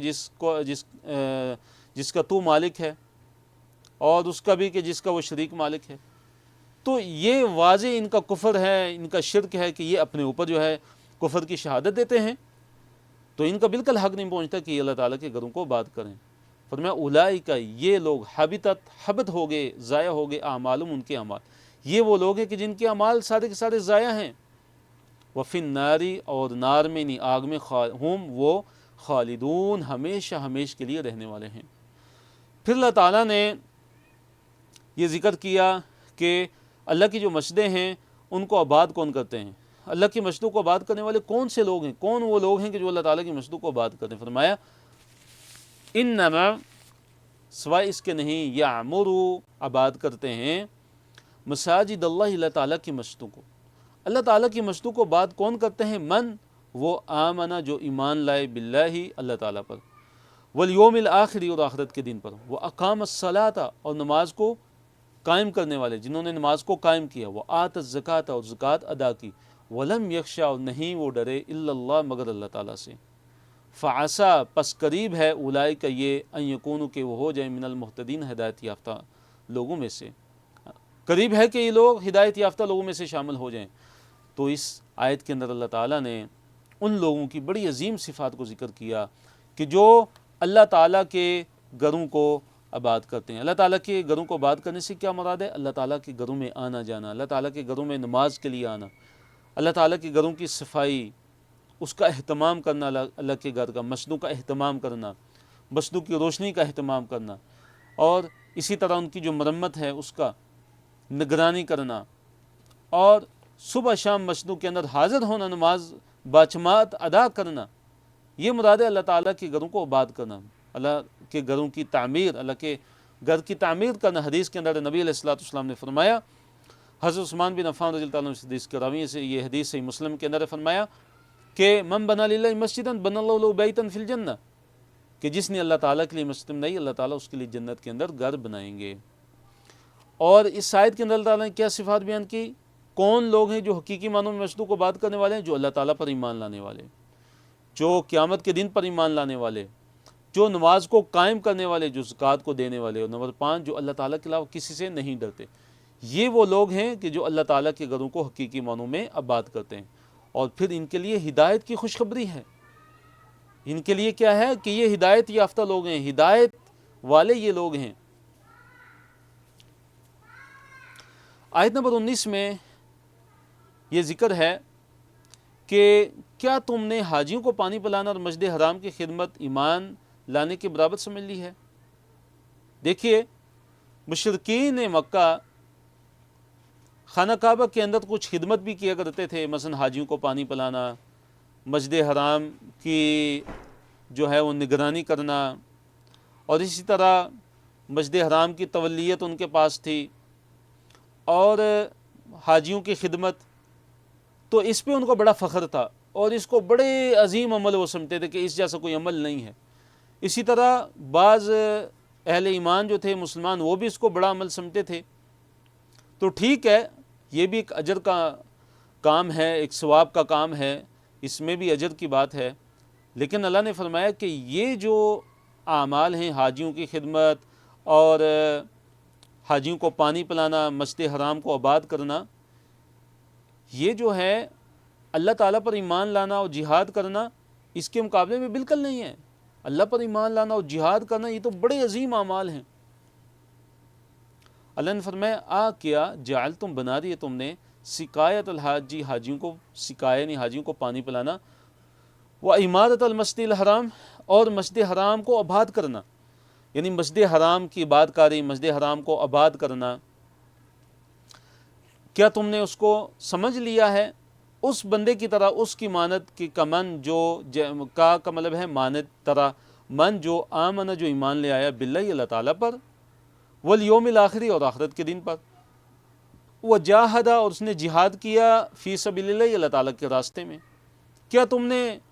یہ عمل کرنے والے کو اس کی مانت سمجھ لیا کہ جو اللہ تعالیٰ پر ایمان لاتا ہے، جو قیامت کے دن پر ایمان لاتا ہے، جو جہاد کرتا ہے؟ یہ تو بڑے عظیم عمل ہیں، ان کا اس کے کوئی مقابلہ نہیں ہے۔ جو مشرکین مکہ کے جو اعمال ہیں، تو وہ جو عمل ہیں وہ اس کے مقابلے میں بہت کم درجے کے ہیں۔ یہ جو عمل ہیں، جو اہل ایمان کے جو اعمال ہیں، اللہ تعالیٰ پر ایمان، قیامت کے دن پر ایمان، اور اس سے اللہ تعالیٰ کے راستے میں جہاد کرنا، یہ تو بڑے عظیم ہیں، بڑے عظیم اعمال ہیں۔ لا یستوون عند اللہ، اللہ نے فرمایا لا یستوون، یہ برابر نہیں ہیں یہ لوگ، عند اللہ اللہ تعالیٰ کے ہاں۔ یہ دو قسم کے جو لوگ ہیں یہ اللہ تعالیٰ کے ہاں برابر نہیں ہیں، بلکہ اللہ تعالیٰ کے ہاں کون عظیم ہے؟ جو اللہ تعالیٰ پر ایمان لائے، جو قیامت کے دن پر ایمان لائے، اور جنہوں نے اللہ تعالیٰ کے راستے میں جہاد کیا۔ پھر اللہ نے فرمایا کہ واللہ، اور اللہ تعالیٰ لا یہدی نہیں ہدایت دیتا القوم الظالمین، ظالم قوم کو، ظالم لوگوں کو اللہ تعالیٰ کبھی بھی ہدایت نہیں دیتا۔ اس کے بعد آیت نمبر 20 میں اللہ تعالیٰ کے ہاں بلند درجات والے اور کامیاب لوگ کون ہیں؟ تو اس آیت کے اندر مہاجرین کی تعریف ہے، ان کی توصیف ہے، ان کی ثنا بیان کی گئی ہے۔ انصار کی جو ہے وہ مدح اور ثنا بیان کی گئی ہے۔ فرمایا الذین، وہ لوگ، آمنو جو ایمان لائے، الذین آمنو وہ لوگ جو ایمان لائے، وہاجروا جنہوں نے ہجرت کی، یعنی مہاجرین، وجاہدوا اور جہاد کیا انہوں نے، فی سبیل اللہ اللہ تعالیٰ کے راستے میں۔ کیسے انہوں نے اللہ تعالیٰ کے راستے میں جہاد کیا؟ باموالہم اپنے مالوں کے ساتھ، وانفسہم اپنے نفسوں کے ساتھ، اپنے مالوں کے ساتھ انہوں نے جہاد کیا، اپنے نفسوں کے ساتھ انہوں نے جہاد کیا۔ تو یہ اعظم، زیادہ عظیم ہیں، زیادہ بڑے ہیں، درجتاً درجے کے لحاظ سے، عند اللہ اللہ تعالیٰ کے ہاں ان کے درجے بڑے بلند ہیں، ان کا درجہ اللہ تعالیٰ کے ہاں بڑا عظیم ہے، کہ جو ایمان لائے اور جنہوں نے ہجرت کی، جنہوں نے جہاد کیا اللہ تعالیٰ کے راستے میں، اپنے مالوں کے ساتھ جہاد کیا اور اپنی جانوں کے ساتھ جہاد کیا، یہ اللہ تعالیٰ کے ہاں درجے میں بڑے ہی عظیم مرتبے کے مالک ہیں۔ وَأُولَئِكَ، اور یہی وہ لوگ ہیں، ہم الفائزون، جو کامیاب ہونے والے ہیں، جو فائز ہیں۔ فائزون فائز کی جمع ہے، فوز کامیابی سے ہے، فوز اسی سے کہتے ہیں، فوز و فلاح، فوز کامیابی، فائزون کامیاب ہونے والے۔ تو یہی جو لوگ ہیں جو حقیقی معنوں میں کامیاب ہیں۔ تو اگر ہم کامیابی چاہتے ہیں تو ہمیں یہ اپنے اندر یہ اعمال لانے ہوں گے، اللہ تعالیٰ کی راہ میں ہجرت، اللہ تعالیٰ کی راہ میں جہاد، اپنے مالوں کے ساتھ، اپنی جانوں کے ساتھ جہاد، اللہ تعالیٰ پر ایمان، یہ بڑا عظیم عمل ہے۔ آیت نمبر 21 کی طرف ہم آتے ہیں، بشارت مجاہدوں کو، ایمان لانے اور ہجرت اور جہاد کرنے والوں کا صلہ اللہ تعالیٰ کے ہاں کیا ہے؟ اللہ نے فرمایا یبشرہم، اللہ تعالیٰ بشارت دیتا ہے انہیں، یبشرہم بشارت دیتا ہے ان کو، خوشخبری دیتا ہے ان کو، کون؟ ربہم، ان کا رب، یعنی یہ جو ایمان لانے والے ہیں، یہ جو ہجرت کرنے والے ہیں، یہ جو جہاد کرنے والے ہیں، اپنے اموال کے ساتھ، اپنی جانوں کے ساتھ، تو یہ لوگ ایسے ہیں کہ جنہیں اللہ تعالیٰ بشارت دیتے ہیں، برحمت منہ، اپنی طرف سے رحمت کی بشارت ہے ان کے لیے، ورضوان، اور اللہ تعالیٰ کی طرف سے کیا ہے؟ رضوان، یعنی رضامندی کی بشارت ہے کہ اللہ تعالیٰ کی رضامندی ان کو حاصل ہوگی، اللہ تعالیٰ ان سے راضی ہو جائے گا۔ وہ جنات، اور ایسی جنتوں کی بشارت ہے، لہم، ان کے لیے، فیہا، ان میں، یعنی ان جنتوں میں، نعیم، نعمتیں ہیں، مقیم یعنی ہمیشہ رہنے والی۔ ان کا رب ان کو بشارت دیتا ہے، اپنی طرف سے رحمت کی بشارت دیتا ہے، اپنی طرف سے رضامندی کی بشارت دیتا ہے، اور جنتوں کی بشارت دیتا ہے، ان باغات کی بشارت دیتا ہے اللہ تعالیٰ ان کو، کہ جس میں ان کے لیے ہمیشہ کے لیے نعمتیں ہی نعمتیں ہوں گی، ان نعمتوں کے اندر کسی بھی طرح کا انقطاع آنے والا نہیں ہے۔ خالدین، ہمیشہ رہنے والے ہیں، فیہا، ان میں، یعنی ان جنتوں میں، ابداً، ہمیشہ کے لیے، ابد الآباد، ہمیشہ کے لیے ان جنتوں میں وہ جنتی لوگ رہیں گے۔ ان اللہ، بے شک اللہ تعالیٰ، اندہ، اس کے ہاں، اجر عظیم، بڑا عظیم اجر ہے، اللہ تعالیٰ کے ہاں بڑا عظیم اجر ہے ایسے لوگوں کے لیے۔ آیت نمبر 23 میں اللہ تعالیٰ نے حکم دیا ہے کہ تمہارے باپ یا بھائی بھی اگر کافر ہیں تو تمہارے سچے دوست وہ نہیں بن سکتے، تو تمہیں ان کو اپنا سچا دوست بالکل نہیں بنانا۔ اللہ نے فرمایا یا ایھا الذین آمنوا، کہ اے وہ لوگوں جو ایمان لائے ہو، لا تتخذوا، مت بناؤ، آباءکم، اپنے باپوں کو، و اخوانکم، اور اپنے بھائیوں کو، اولیاء، دوست، اولیاء ولی کی جمع ہے، اور اس سے مراد کیا ہوتا ہے؟ گہرا دوست۔ اپنا دوست مت بناؤ ان کو، ان اگر استحبوا، اگر وہ محبوب جانیں، اگر وہ پسند کریں، الکفر، کفر کو، علی الایمان، ایمان پہ۔ اے وہ لوگ جو ایمان لائے ہو، اپنے باپوں کو، اپنے بھائیوں کو، اپنا دوست دلی جو ہے وہ دوست مت بناؤ، اپنا گہرا دوست ہرگز مت بناؤ اگر وہ کفر کو پسند کرتے ہیں ایمان کے مقابلے میں، اگر وہ ایمان کے مقابلے میں کفر کو اگر وہ پسند کرتے ہیں، محبوب جانتے ہیں، اور ایمان کے مقابلے میں کفر کو اگر وہ ترجیح دیتے ہیں، تو تم نے ان کو اپنا ولی اور اپنا دوست اور اولیاء بالکل نہیں بنانا۔ پھر اللہ نے فرمایا وَمَن يَتَوَلَّهُمْ، جو کوئی انہیں دوست بنائے گا، منکم، تم میں سے، فَأُولَئِكَ، پس یہ لوگ، ہم الظالمون، یہی ظالم ہیں، جو ان کو اپنا ولی بنائیں گے، جو ان کو اپنا دوست بنائیں گے۔ فرمایا کہ یہی لوگ کیا ہیں؟ ظالم ہیں۔ آیت نمبر 24 جو ہے بڑی عظیم آیت ہے، کہ قریبی رشتہ داروں اور مال سے زیادہ محبت اس کے رسول اور جہاد سے ہونی چاہیے۔ اس کا خلاصہ کیا ہے؟ کہ سب سے زیادہ محبت کس سے ہونی چاہیے انسان کو؟ ہر چیز سے بڑھ کے، یعنی اپنے باپوں سے بھی بڑھ کے، اپنے بیٹوں سے، اپنے بھائیوں سے، اپنی بیویوں سے، اپنے کنبے قبیلے سے، اپنے خاندان سے، اپنے ان مالوں سے، پیسے سے، مال سے کہ جس کو بڑی محنت سے کمایا ہے، اور اپنی اس تجارت سے کہ جس تجارت کے ماند پڑ جانے کا تمہیں خدشہ رہتا ہے، اور اپنے بڑے بڑے پیارے گھر جو تم نے بنائے ہوئے ہیں، جن کو تم بڑا پسند کرتے ہو۔ تو فرمائے کہ یہ جتنی بھی چیزیں ہیں، ان سے بڑھ کر تمہیں کس سے محبت ہونی چاہیے؟ اللہ تعالیٰ سے محبت ہونی چاہیے، اللہ کے رسول صلی اللہ علیہ وسلم سے محبت ہونی چاہیے، اور اللہ تعالیٰ کے راستے میں جہاد سے محبت ہونی چاہیے۔ فرمایا کہ اگر تمہیں اللہ سے بڑھ کے، اور اللہ کے رسول صلی اللہ علیہ وسلم سے بڑھ کے، اور اللہ تعالیٰ کے راستے میں جہاد سے بڑھ کے، اگر تمہیں ان چیزوں سے اگر محبت زیادہ ہے، فرمایا کہ پھر کیا کرو؟ پھر انتظار کرو یہاں تک کہ اللہ تعالیٰ اپنا حکم لے آئے۔ بڑی شدید ترین یہ آیت ہے کہ ہمیں سب سے زیادہ محبت اللہ تعالیٰ سے ہونی چاہیے، اللہ تعالیٰ کے رسول صلی اللہ علیہ وسلم سے ہونی چاہیے، اللہ تعالیٰ کے راستے میں جہاد سے ہونی چاہیے، ہر چیز سے بڑھ کے محبت۔ تو لفظی ترجمے کی طرف آتے ہیں، اللہ نے کل کہہ دیجئے، ان اگر کانا ہے، آباؤکم، تمہارے جو آبا ہیں، تمہارے جو باپ ہیں، اگر وہ ہوں تمہیں، وہ ابناؤکم، تمہارے ابنا بیٹے، وہ اخوانکم، اور تمہارے بھائی، وہ ازواجکم، اور تمہاری بیویاں، وہ عشیرتکم، اور تمہارا جو خاندان ہے، تمہارا جو کنبہ قبیلہ ہے، وہ اگر ہوں، وہ اموال، اور تمہارے وہ مال، ایک طرف تمو، جن مالوں کو تم نے کمایا ہے، ہاں ان کو، یعنی ان مالوں کو، جن مالوں کو تم نے بڑی مشقت اور محنت سے کمایا ہے، وہ تجارتن، اور وہ تجارت کہ تخشون، کہ ڈرتے ہو تم، کسادہ، اس کے ماند پڑ جانے کا، کساد بازاری سے تم ڈرتے ہو جس تجارت کے، وہ مساکن، اور وہ مسکن، وہ رہائش گاہیں، تردونہا، کہ جن رہائش گاہوں کو تم بڑا پسند کرتے ہو، بڑا جن پہ تم خوش ہوتے ہو، فرمایا احبا، زیادہ محبوب ہوں اگر یہ ساری کی ساری چیزیں، الیکم، تمہاری طرف، اگر تمہیں یہ زیادہ محبوب ہوں،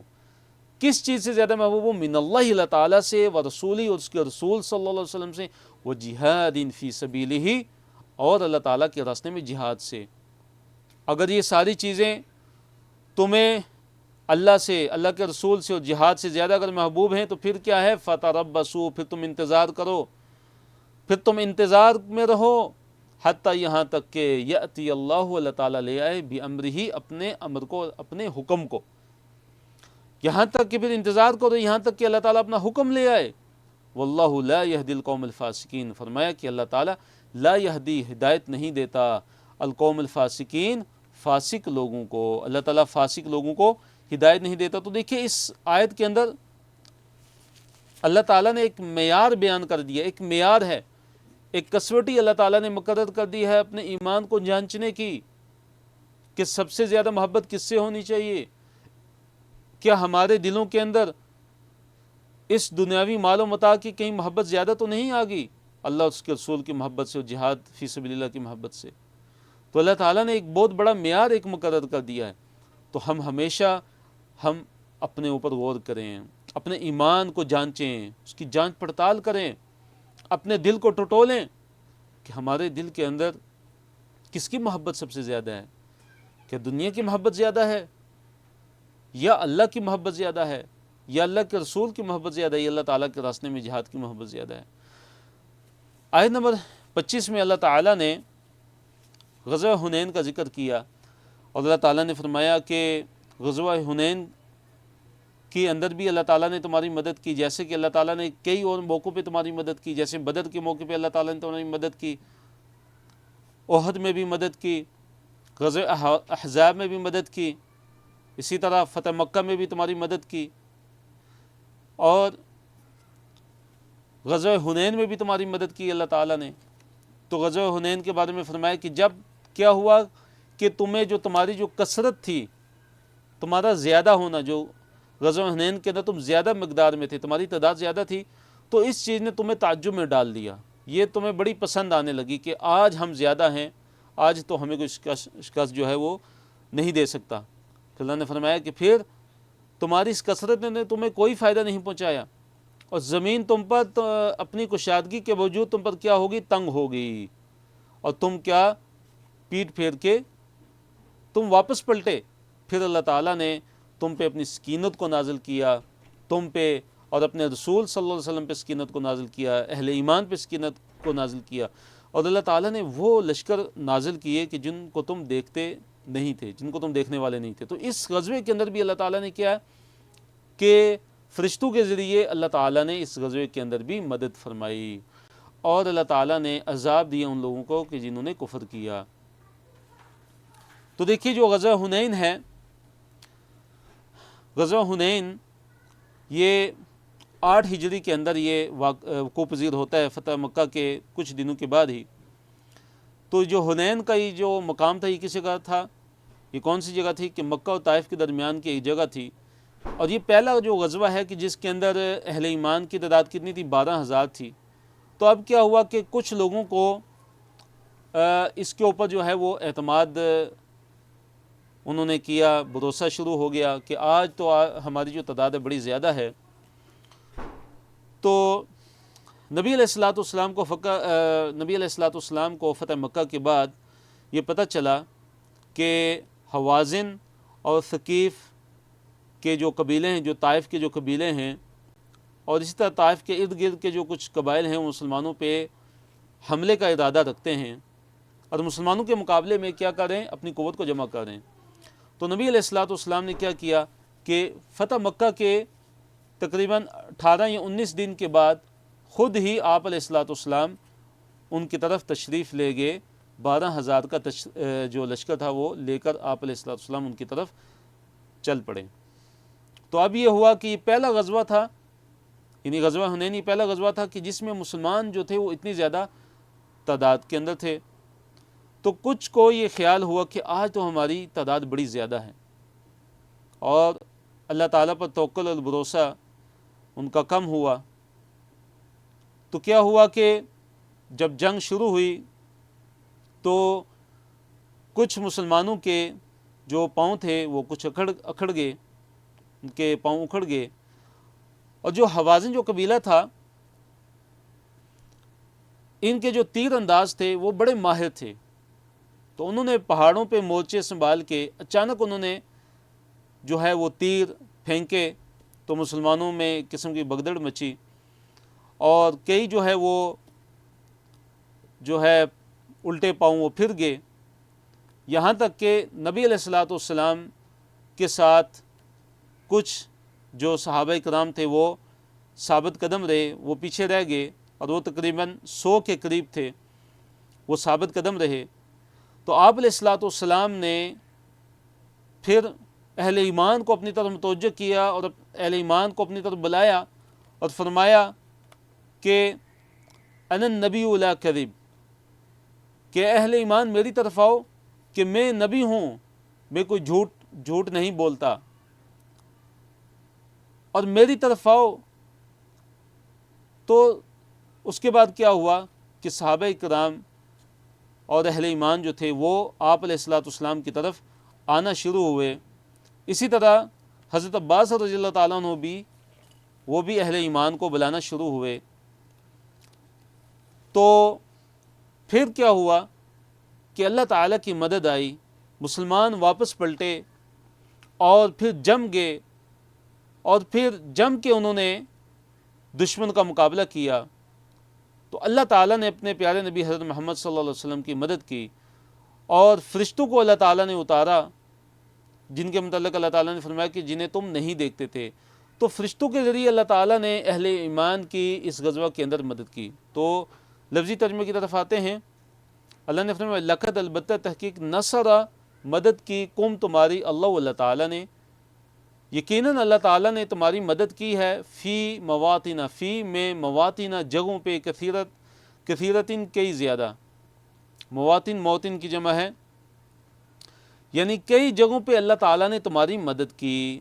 جیسے بدر کے موقع پہ، احد کے موقع پہ، غزوہ خندق کے موقع پہ، فتح مکہ کے موقع پہ۔ فرمایا وہ یوم حنین، اور حنین کے دن بھی اللہ تعالیٰ نے تمہاری مدد کی، اذ اعجبتکم، جب تعجب میں ڈال دیا تمہیں، جب پسند آ گئی تمہیں، کثرتکم تمہاری کثرت، یعنی کثرت تعداد، فلم پس نہیں، تغنی کوئی فائدہ دیا، عنکم تم سے، شیئن کچھ بھی، یعنی پھر تمہاری کثرت تمہارے کسی بھی کام نہ آئی، تمہارا زیادہ ہونا، کثرت تعداد جو تھی تو وہ تمہارے کسی بھی کام نہ آئی، وضاقت، اور تنگ ہوگی، علیکم تم پہ، الارض زمین، زمین تم پہ کیا ہوگی؟ تنگ ہوگی، بما رحبت، بسبب اپنی کشادگی کے، زمین کشادگی کے باوجود بھی تم پر کیا ہوگی؟ تنگ ہوگی۔ تو اللہ نے فرمایا کہ ثم، پھر، ولیتم، تم واپس پلٹے، مدبرین، پیٹھ دکھاتے ہوئے، پھر تم پیٹھ دکھاتے ہوئے کیا ہوئے؟ واپس پلٹ گئے۔ ثم، پھر، انزل، نازل کی اللہ تعالیٰ نے، سکینت ہو، اپنی سکینت، کس پہ؟ علی رسولی، اپنے رسول پہ صلی اللہ علیہ وسلم، وعلی المؤمنین، اور مومنوں پہ۔ پھر اللہ تعالیٰ نے اپنی سکینت کو نازل کیا رسول صلی اللہ علیہ وسلم پہ اور اہل ایمان پہ اپنی سکینت کو نازل کیا۔ پھر فرمائے وَأَنزَلَ، اور اللہ تعالیٰ نے نازل کیے جنوداً، لشکر، اللہ تعالیٰ نے وہ لشکر نازل کیے کہ لم تروا، جنہیں تم نہیں دیکھتے تھے، وَعَذَّبَ الَّذِينَ كَفَرُوا، اور اللہ تعالیٰ نے عذاب دیے ان لوگوں کو جنہوں نے کفر کیا۔ یعنی کیا ہوا تھا، یہ اللہ تعالیٰ نے کیسے غزوہ حنین کے اندر جو کفار تھے، جو مسلمانوں کے مقابلے میں تھے، اللہ تعالیٰ نے ان کو عذاب کیسے دیا کہ ان کو قید کر دیا گیا، اور ان کے جو بالغ تھے ان کو قتل کیا گیا، اور ان کے جو بچے تھے اور ان کی جو عورتیں تھیں ان کو لونڈی غلام بنا دیا گیا۔ تو یہ دنیا کے اندر ان کا کیا تھا؟ عذاب تھا۔ فرمایا وذالک، اور یہی جزاء الکافرین، کافروں کی جزا ہے۔ تو یہ آخری صفحہ آج کے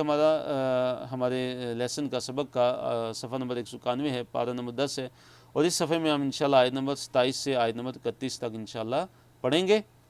حنین میں مشکل اور مدد اللہ تعالیٰ نے پھر کیا کیا کہ توبہ قبول کر لی، جن کے متعلق اللہ نے فرمایا کہ ثم ولیتم مدبرین، پھر تم واپس پلٹے مدبرین، پیٹھ دکھاتے ہوئے۔ تو ان کے متعلق اللہ تعالیٰ نے پھر کیا خوشخبری دی اور بشارت دی ان کے لیے کہ ثم، پھر اللہ تعالیٰ، پھر یتوب اللہ تعالیٰ نے توبہ قبول کی، من بعد ذالک، اس کے بعد، علی من یشاء، جس کی اللہ تعالیٰ چاہتا ہے۔ پھر اللہ تعالیٰ توبہ کی توفیق دیتا ہے اس کے بعد جسے اللہ تعالیٰ چاہتا ہے۔ واللہ، اور اللہ تعالیٰ، غفور، بے حد بخشنے والا ہے، رحیم، انتہائی رحم کرنے والا ہے۔ آیت نمبر 28 میں اللہ تعالیٰ نے یہ حکم دیا کہ مشرکین ناپاک ہیں، لہٰذا مسجد حرام کے قریب بھی نہ آئیں۔ مشرکین کیا ہیں؟ ناپاک ہیں، اور اب کیا ہے کہ اس سال کے بعد وہ بالکل مسجد حرام کے قریب بھی نہ آئیں۔ یا ایھا الذین آمنوا، اے وہ لوگوں جو ایمان لائے ہو، انما المشرکون، کہ بس جو مشرک لوگ ہیں وہ کیا ہیں؟ نجس، ناپاک ہیں۔ مشرکین جو ہیں وہ نجس سے ناپاک ہیں، اور یہ جو ناپاکی ہے ان کی دونوں طرح کی ہے، ایک باطنی ناپاکی، یعنی باطن سے وہ ناپاک ہیں، ان کے دلوں کے اندر کفر ہے، ان کے دلوں کے اندر شرک ہے، اور ظاہری ناپاکی بھی ہے ان کی کہ وہ غسل نہیں کرتے، جب غسل واجب ہوتا ہے تو وہ غسل نہیں کرتے، وہ وضو نہیں کرتے، اور اسی طرح وہ طہارت کا اہتمام نہیں کرتے جس طرح اہل ایمان طہارت کا اہتمام کرتے، تو یہ ان کی ظاہری ناپاکی بھی ہے۔ فرمایا کہ یہ جو مشرک ہیں یہ کیا ہیں؟ نجس ہیں۔ فلا یقربوا، پس وہ قریب مت آئیں، المسجد الحرام، مسجد حرام کے۔ مسجد حرام سے مراد یہاں پہ کیا؟ حدود حرم، کہ یہ حدود حرم کے قریب بھی مت آئیں، بعد عامہم، اس سال کے بعد، ھذا، یہ والا، یعنی اس سال کے بعد یہ مسجد حرام کے قریب بھی مت پھٹکیں۔ تو یہ حکم یہ اسی سے متعلقہ ہے کہ جو اللہ تعالیٰ نے فرمایا کہ اللہ اس کے رسول صلی اللہ علیہ وسلم کی طرف سے صاف اعلان ہے کہ جو ہے یعنی کہ سورۃ توبہ کے شروع کے اندر جو حکم گزر چکے ہیں، تو 9 ہجری میں ان کے ساتھ اس کا بھی اعلان کر دیا گیا کہ جو مشرک ہیں وہ ناپاک ہیں، اور آئندہ سال مشرک حج پہ نہیں آئیں گے، مشرکین مکہ حج پہ نہیں آ سکتے۔ اسی لیے اگلے سال یعنی کہ جو 10 جو ہجری تھا، اس سال جو حج ہوا، جو نبی علیہ الصلوۃ والسلام کا حج تھا، آپ علیہ الصلوۃ والسلام نے حج کیا تھا، تو اس میں کوئی بھی مشرک حاضر نہیں ہوا، اس کو اجازت نہیں تھی۔ پھر فرمایا وَإِنْ خِفْتُمْ، اگر تم ڈرو، اگر تمہیں خوف ہو، عَيْلَةً، مفلسی کا، فقر کا، فقیری کا اگر تمہیں ڈر ہو، تو پھر کیا ہے کہ فَسَوْفَ، پس ان قریب، وہ یغنیکم، غنی کر دے گا، اللہ تعالیٰ، پس ان قریب اللہ تعالیٰ تمہیں غنی کر دے گا، من فضلی، اپنے فضل سے، انشاء، اگر اللہ تعالیٰ نے چاہا۔ اگر تمہیں یہ ڈر ہے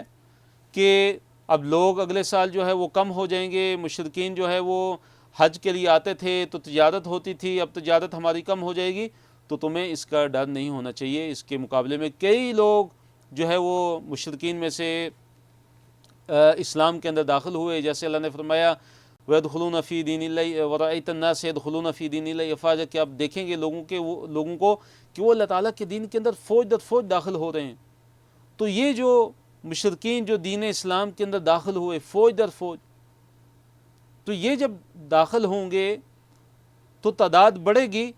تو تم جو ہے اس چیز کی فکر مت کرو کہ جو ہے فقیری کی اور اسی طرح فقر کی اور مفلسی کی تمہیں بالکل فکر نہیں ہونی چاہیے، بلکہ اللہ تعالیٰ تمہیں کیا کر دے گا؟ اپنے فضل سے غنی کر دے گا۔ اور دیکھیے اس کے بعد کیا ہوتا ہے کہ کیسر و کسریٰ ان کے ملک فتح ہوتے ہیں، تو کتنے خزانے اہل ایمان کے مقدر میں آتے ہیں، ان کے نصیب میں آتے ہیں، تو اللہ تعالیٰ نے ان کو کتنا غنی کر دیا۔ یہ اس بات کی طرف بھی اشارہ ہے۔ فرمایا ان اللہ، بے شک اللہ تعالیٰ، علیم، ہر چیز کو خوب جاننے والا، حکیم، اللہ تعالیٰ بڑی حکمت والا ہے۔ آیت نمبر 29 میں اللہ تعالیٰ نے قتال کا حکم دیا کہ قتال کرو، یا کفار جزیہ دے کر مسلمانوں کی ماتحتی میں رہیں، ان سے قتال کرنا ہے، اہل کتاب سے قتال کرنا ہے۔ اللہ نے فرمایا قاتل الذین، قتال کرو ان لوگوں سے، لا یؤمنون، جو ایمان نہیں لاتے، باللہ، اللہ تعالیٰ پر، جو اللہ تعالیٰ پر ایمان نہیں لاتے ان سے کیا کرو، قتال کرو، ولا بالیوم الآخر، اور نہ ہی وہ ایمان لاتے ہیں آخرت کے دن پہ، ولا یحرمون، اور نہ ہی وہ حرام قرار دیتے ہیں، نہ ہی وہ حرام کرتے ہیں، ما حرم اللہ، اس چیز کو کہ جو اللہ تعالیٰ نے حرام کی، ورسولہ، اور اس کے رسول صلی اللہ علیہ وسلم نے حرام کی، یعنی جس چیز کو اللہ اور اس کے رسول صلی اللہ علیہ وسلم نے حرام کی اس کو یہ حرام نہیں سمجھتے، ولا یدینون، اور نہ ہی وہ اختیار کرتے ہیں دین الحق کی، دین حق کو، من الذین، ان لوگوں میں سے کہ اوتو، جو دیے گئے، الکتابہ، کتاب، یعنی یہود و نصارہ، حتی، یہاں تک کہ، یعطو، کہ وہ دے دیں، یہاں تک کہ وہ کیا کریں، دے دیں، الجزیہ، جزیہ، یہاں تک کہ وہ کیا کریں، جزیہ دے دیں، ان یدن، اپنے ہاتھ سے، یہاں تک کہ وہ اپنے ہاتھ سے جزیہ دے دیں، وہم صاغرون، اور وہ حقیر ہوں، محکوم بن کے رہیں مسلمانوں کے، حتیٰ، یہاں تک کہ یعطو، وہ دے دیں، الجزیہ، جزیہ، ان یدن، اپنے ہاتھ سے وہ جزیہ دیں، اپنے ہاتھوں سے وہ جزیہ ادا کریں، وہم صاغرون، اور وہ صاغرون، صاغرون کی جمع ہے، صاغر کی جمع ہے صاغرون، صاغر یعنی حقیر، محکوم، وہ مسلمانوں کے کیا ہوں گے، محکوم بن کے رہیں گے، وہ حقیر بن کے رہیں گے اسلامی حکومت کے اندر۔ تو دیکھیے اس آیت کے اندر اللہ تعالیٰ نے قتال کا حکم دیا ہے اہل کتاب سے، یعنی جو نہ اللہ تعالیٰ پر ایمان لاتے ہیں، جو نہ قیامت کے دن پر ایمان لاتے ہیں، اور اللہ اور اس کے رسول صلی اللہ علیہ وسلم کی حرام کردہ چیزوں کو وہ حرام نہیں مانتے، بلکہ ان کو حلال قرار دیتے ہیں، جو اللہ نے حرام کیا اس کو انہوں نے حلال کیا ہوا ہے، جو اللہ نے حلال کیا اس کو انہوں نے حرام کیا ہوا ہے، اور جو دین حق کو قبول بھی نہیں کرتے، دین حق کو اختیار بھی نہیں کرتے، یہ اہل کتاب یہود و نصارہ، فرمایا کہ ان سے قتال کرنا ہے یہاں تک کہ یہ جزیہ دے دیں۔ جزیہ کیا ہوتا ہے؟ دیکھیے کہ اہل کتاب کے لیے کیا حکم تھا، کہ اہل کتاب کے لیے حکم تھا کہ ان کے لیے 3 آپشن تھے۔ پہلا آپشن تو یہ ہے کہ ان کو دعوت دی جائے، وہ اسلام میں داخل ہو جائیں، اگر اسلام میں داخل ہو جاتے تو ٹھیک ہے، ان سے قتال نہیں کیا جائے گا، ان سے جہاد اور ان سے جنگ نہیں کی جائے گی۔ دوسرا آپشن یہ ہے کہ وہ جزیہ دیں، اسلامی حکومت کو وہ جزیہ دیں گے، اور جزیہ وہ مال ہے، وہ ایک مال کی مقدار ہے کہ جو کافر لوگ سالانہ جو ہے وہ اسلامی حکومت کو ادا کریں گے، اور اس کے مقابلے میں اسلامی حکومت جو ہے جس کے ماتحت یہ اہل کتاب ہوں گے، تو اسلامی حکومت ان کی جان کی، ان کے مال کی کیا کرے گی، حفاظت کرے گی، اور ان کو چھیڑا نہیں جائے گا، بلکہ وہ اپنے دین پر برقرار ان کو رکھا جائے گا، وہ اپنی دین کے اندر وہ عبادت کریں گے جیسے وہ چاہیں گے، اور وہ محکوم بن کے رہیں گے، اور وہ اسلامی حکومت کو جزیہ دیں گے ہر سال، اور وہ یعنی کہ ہر بندے پہ، ہر جو بالغ ہیں ان کا اس پہ جو ہے وہ مقرر کیا جائے گا، اور اس کی مقدار جو ہے مختلف ہو سکتی ہے۔ اگر وہ جزیہ بھی نہیں دیں گے تو پھر تیسرا آپشن کیا ہے کہ ان سے لڑائی کی جائے گی، ان سے قتال کیا جائے گا، ان سے جہاد کیا جائے گا، اس کے علاوہ کوئی آپشن نہیں ہے۔ لیکن جو مشرکین تھے جن کو 4 مہینے کی مہلت دی گئی تھی، اس میں کیا فرق ہے کہ ان کو جزیہ کا آپشن نہیں تھا، ان کے لیے جزیہ کا آپشن بالکل نہیں تھا۔ ان کے لیے کیا تھا کہ 4 مہینے کے اندر کیا کریں، وہ یا تو وہ ایمان لے آئیں، یا وہ قتال کے لیے تیار رہیں، یا وہ جزیرہ عرب سے وہ نکل جائیں۔ ان کے لیے جزیہ کا آپشن نہیں تھا۔ لیکن اہل کتاب کے لیے جزیہ کا آپشن اس دور میں بھی اور ابھی بھی، لیکن جو مشرکین ہیں اور اہل کتاب ابھی جو ہے، اب سب کے لیے یہی آپشن ہے کہ جو ہے 3 آپشن ہیں کہ یا تو ان کو اسلام کی دعوت دی جائے گی، اسلام میں یا داخل ہو جائیں، یا وہ جزیہ دیں۔ اگر وہ جزیہ نہیں دیتے تو پھر کیا ہوگا، ان سے قتال کیا جائے گا، ان سے کیا کیا جائے گا، قتال کیا جائے گا۔ تو نبی علیہ الصلوۃ والسلام کے بعد اور جو خلفائے راشدین تھے، اس طرح جو بنو عباس کے عباسی خلفاء تھے، بنو امیہ تھے، اور اس کے بعد جتنے بھی ہیں جو خلفاء تھے، ان کے دور میں یہی طریقہ رائج رہا کہ چاہے وہ جو ہے مشرکین ہوں، چاہے وہ بت پرست ہوں، چاہے وہ یہود و نصارہ ہوں، تو ان کے لیے 3 آپشن تھے کہ یا اسلام میں داخل ہو جائیں، یا جزیہ دیں، اگر وہ جزیہ نہیں دیتے اور اسلام میں داخل نہیں ہوتے تو تیسرا یہ ہے کہ ان سے لڑائی کی جائے گی، ان سے قتال کیا جائے گا۔ آیت نمبر 30 میں ہے کہ یہود و نصارہ کا اللہ تعالیٰ کے انبیاء کے بارے میں باطل اور من گڑت عقیدہ اس کا ذکر ہے۔ اللہ نے فرمایا وقالت الیہود، وقالت الیہود، اور یہود نے کہا عزیر ابن اللہ، کہ عزیر ابن اللہ اللہ کے بیٹے ہیں۔ تو یہودیوں نے حضرت عزیر علیہ السلام کو اللہ تعالیٰ کا بیٹا قرار دیا۔ وقالت النصارى، اور نصارہ نے کہا المسیح ابن اللہ، کہ جو مسیح ہیں وہ اللہ تعالیٰ کے بیٹے ہیں۔ تو نصارہ نے حضرت مسیح علیہ السلام کو یعنی حضرت عیسیٰ علیہ السلام کو اللہ تعالیٰ کا بیٹا قرار دیا۔ تو اللہ تعالیٰ نے جو معجزات عطا فرمائے تھے پیغمبروں کو، تو ان معجزات کی وجہ سے بعض ان میں سے جو تھے ان کو شیطان نے گمراہ کیا، اور انہوں نے سمجھا کہ ان کے اندر خدائی جو ہے صفات ہیں، تو انہوں نے ان کو خدائی صفات کا حامل قرار دے کے ان کو اپنا خدا بنا لیا، اور بعض کو اپنا بیٹا بعض کو اللہ تعالیٰ کا بیٹا قرار دے دیا۔ فرمایا اللہ تعالیٰ نے ذالک، یہ قولم ان کا قول ہے، ان کی بات ہے، بی افواہم، ان کے منہوں کی۔ اللہ تعالیٰ نے فرمایا کہ یہ تو ان کی منہوں کی باتیں ہیں، یہ ان کے منہوں کی باتیں ہیں، اللہ تعالیٰ نے ان کو بیٹا قرار نہیں دیا، نہ ہی اللہ تعالیٰ کا کوئی بیٹا ہے، اللہ تعالیٰ ان چیزوں سے پاک ہے۔ فرمایا یضاہئون، فرمایا کہ یہ نقالی کرتے ہیں، یہ نقل کرتے ہیں، یہ مشابہت کرتے ہیں، یعنی یہ ریس کرتے ہیں، قول الذین، قول بات الذین ان لوگوں کی، کفروا جنہوں نے کفر کیا، من قبل اس سے پہلے۔ فرمایا اس سے ان سے جو پہلے کے جو کفار تھے، جو کفار لوگ تھے، جو مشرکین تھے، فرمایا کہ یہ جو یہود و نصارہ ہیں یہ ان کے قول کی کیا کر رہے ہیں؟ مشابہت کر رہے ہیں، ان کے قول کی پیروی کر رہے ہیں، ان کے قول کو نقل کر رہے ہیں، ان کی مشابہت اختیار کر رہے ہیں۔ قاتلہم اللہ، تو اللہ نے فرمایا کہ اللہ تعالیٰ کیا کرے؟ اللہ تعالیٰ ان کو ہلاک کرے، اللہ تعالیٰ ان کو مارے، ان یؤفکون، کہ یہ کہاں بھٹکائے جاتے ہیں۔ اللہ نے فرمایا کہ یہ کدھر بہکائے جا رہے ہیں، یہ کہاں پہ یہ بہکائے جا رہے ہیں، اللہ تعالیٰ ان کو مار دے۔ تو اس آیت کے اندر یہود و نصارہ کا اللہ تعالیٰ کے انبیاء کے بارے میں جو باطل اور من گڑت عقیدہ ہے کہ وہ اللہ تعالیٰ کا بیٹا قرار دیتے تھے، جو یہودی تھے وہ حضرت عزیر علیہ السلام کو اللہ کا بیٹا قرار دیتے، اور جو نصارہ تھے وہ حضرت مسیح علیہ السلام، حضرت عیسیٰ علیہ السلام کو اللہ تعالیٰ کا بیٹا قرار دیتے تھے۔ تو اللہ تعالیٰ نے فرمایا کہ یہ جو ہے یہ ان کے منہ کی باتیں ہیں،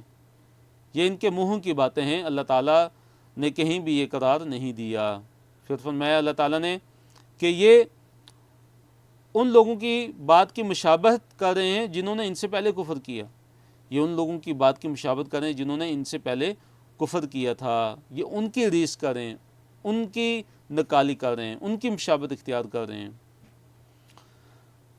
پھر یہود و نصارہ کی ایک اور گمراہی کا اللہ تعالیٰ نے آیت نمبر 31 کے اندر ذکر کیا کہ جو یہود و نصارہ ہیں انہوں نے کیا کیا؟ اتخذوا، بنا لیا، احبارہم، اپنے علماء کو، ورہبانہم، اور اپنے درویشوں کو، اپنے عبادت گزاروں کو، اربابا، رب، من دون اللہ، اللہ تعالیٰ کے علاوہ۔ کہ انہوں نے کیا کیا تھا؟ اپنے احبار اور رہبان کو، یہود و نصارہ نے اپنے علماء اور دیندار لوگوں کو اپنا رب بنا لیا تھا، اللہ تعالیٰ کے علاوہ اپنا معبود بنا لیا تھا۔ والمسیح ابن مریم، اور اس طرح نصارہ نے کیا کیا؟ مسیح بن مریم علیہ السلام کو اللہ تعالیٰ کے علاوہ اپنا کیا بنا لیا؟ رب بنا لیا۔ والمسیح ابن مریم، اور مسیح ابن مریم علیہ السلام کو یعنی حضرت عیسیٰ علیہ السلام کو عیسائیوں نے کیا کیا؟ اللہ تعالیٰ کو چھوڑ کے اپنا رب بنا لیا تھا۔ حالانکہ وما امروا، نہیں ان کو حکم دیا گیا تھا، الا مگر یہ کہ لیعبدوا، کہ وہ عبادت کریں، الہًا، معبود کی، واحداً، ایک۔ حالانکہ انہیں ایک معبود برحق اللہ رب العالمین کی عبادت کا حکم دیا گیا تھا۔ لا الہ، نہیں ہے کوئی الہ الا ہو مگر وہ، اللہ کے علاوہ کوئی بھی الہ نہیں ہے، اللہ تعالیٰ کے علاوہ کوئی بھی معبود برحق نہیں ہے۔ عبادت کا اگر کوئی مستحق ہے تو صرف اور صرف اللہ رب العالمین کی ذات ہے۔ پھر فرمایا کہ سبحانہ، وہ پاک ہے اللہ تعالیٰ، عما، اس سے، اس چیز سے، یشرکون، کہ جسے وہ اللہ تعالیٰ کے ساتھ شریک قرار دیتے ہیں، وہ اس سے پاک ہے جو وہ شریک بناتے ہیں۔ یعنی اللہ تعالیٰ ان کے شریک سے، اللہ تعالیٰ ان کے شرک سے پاک ہے، اللہ تعالیٰ شرک سے پاک ہے، اللہ تعالیٰ کا کوئی شریک نہیں ہے۔ تو انہوں نے کیسے اپنے علماء اور درویشوں کو اپنا رب بنا لیا تھا؟ حضرت عدی بن حاتم رضی اللہ تعالیٰ عنہ، جو حاتم تائی کے بیٹے تھے، وہ نبی علیہ الصلوۃ والسلام کے پاس آئے، انہوں نے آپ صلی اللہ علیہ وسلم کو اس آیت کی تلاوت کرتے ہوئے سنا، تو انہوں نے کہا کہ اے نبی صلی اللہ علیہ وسلم، ہم نے تو اپنے احبار و رہبان، اپنے علماء اور مشائخ کو اور اپنے عبادت گزاروں کو، اپنے درویشوں کو اور اپنے دیندار لوگوں کو ہم نے تو رب نہیں بنایا تھا، ہم تو ان کی عبادت نہیں کرتے تھے۔ تو نبی صلی اللہ علیہ وسلم نے فرمایا کہ تم میری بات سنو کہ تمہارے جو علماء اور جو تمہاری جو مشائخ تھے، جب یہ کسی چیز کو حلال قرار دے دیتے تھے تو کیا تم اس کو حلال مانتے تھے یا نہیں؟ انہوں نے کہا ہاں، جب وہ کوئی کہتے تھے کہ یہ چیز حلال ہے تو ہم اس کو حلال مان لیتے تھے۔ فرمایا جب وہ کسی چیز کو حرام قرار دے دیتے تھے تو کیا تم اس کو حرام مانتے تھے؟ انہوں نے کہا جی ہاں، جب کسی چیز کو وہ کہتے کہ یہ چیز حرام ہے، حرام قرار دیتے ہمارے لیے، تو ہم بھی اس چیز کو حرام سمجھتے تھے۔ تو فرمایا کہ یہی ان کو رب بنانا ہے، یہی ان کو کیا ہے؟ رب بنانا ہے۔ تو اس سے پتہ چلا کہ اللہ تعالیٰ کی حلال کردہ چیزوں کو اگر کوئی حرام مانتا ہے اور اس کی اتباع اور پیروی کرتا ہے تو گویا کہ اس کو رب بنا رہا ہے۔ اسی طرح اگر اللہ تعالیٰ کے مقابلے میں کوئی کسی اور کی پیروی کرتے ہوئے اللہ تعالیٰ کی حرام کردہ چیزوں کو حلال کرتا ہے یا حرام کردہ چیزوں کو حلال کرتا ہے اور اس کی پیروی کرتا ہے اور اس کو مانتا ہے، اس قانون کو، اس دین کو، اس شریعت کو، تو وہ بھی گویا کہ اس کو اللہ تعالیٰ کو چھوڑ کے اللہ تعالیٰ کے علاوہ اس چیز کو رب بنا رہا ہے۔ تو الحمدللہ یہاں پہ ہمارا آج کا جو سبق ہے اختتام پذیر ہوتا ہے۔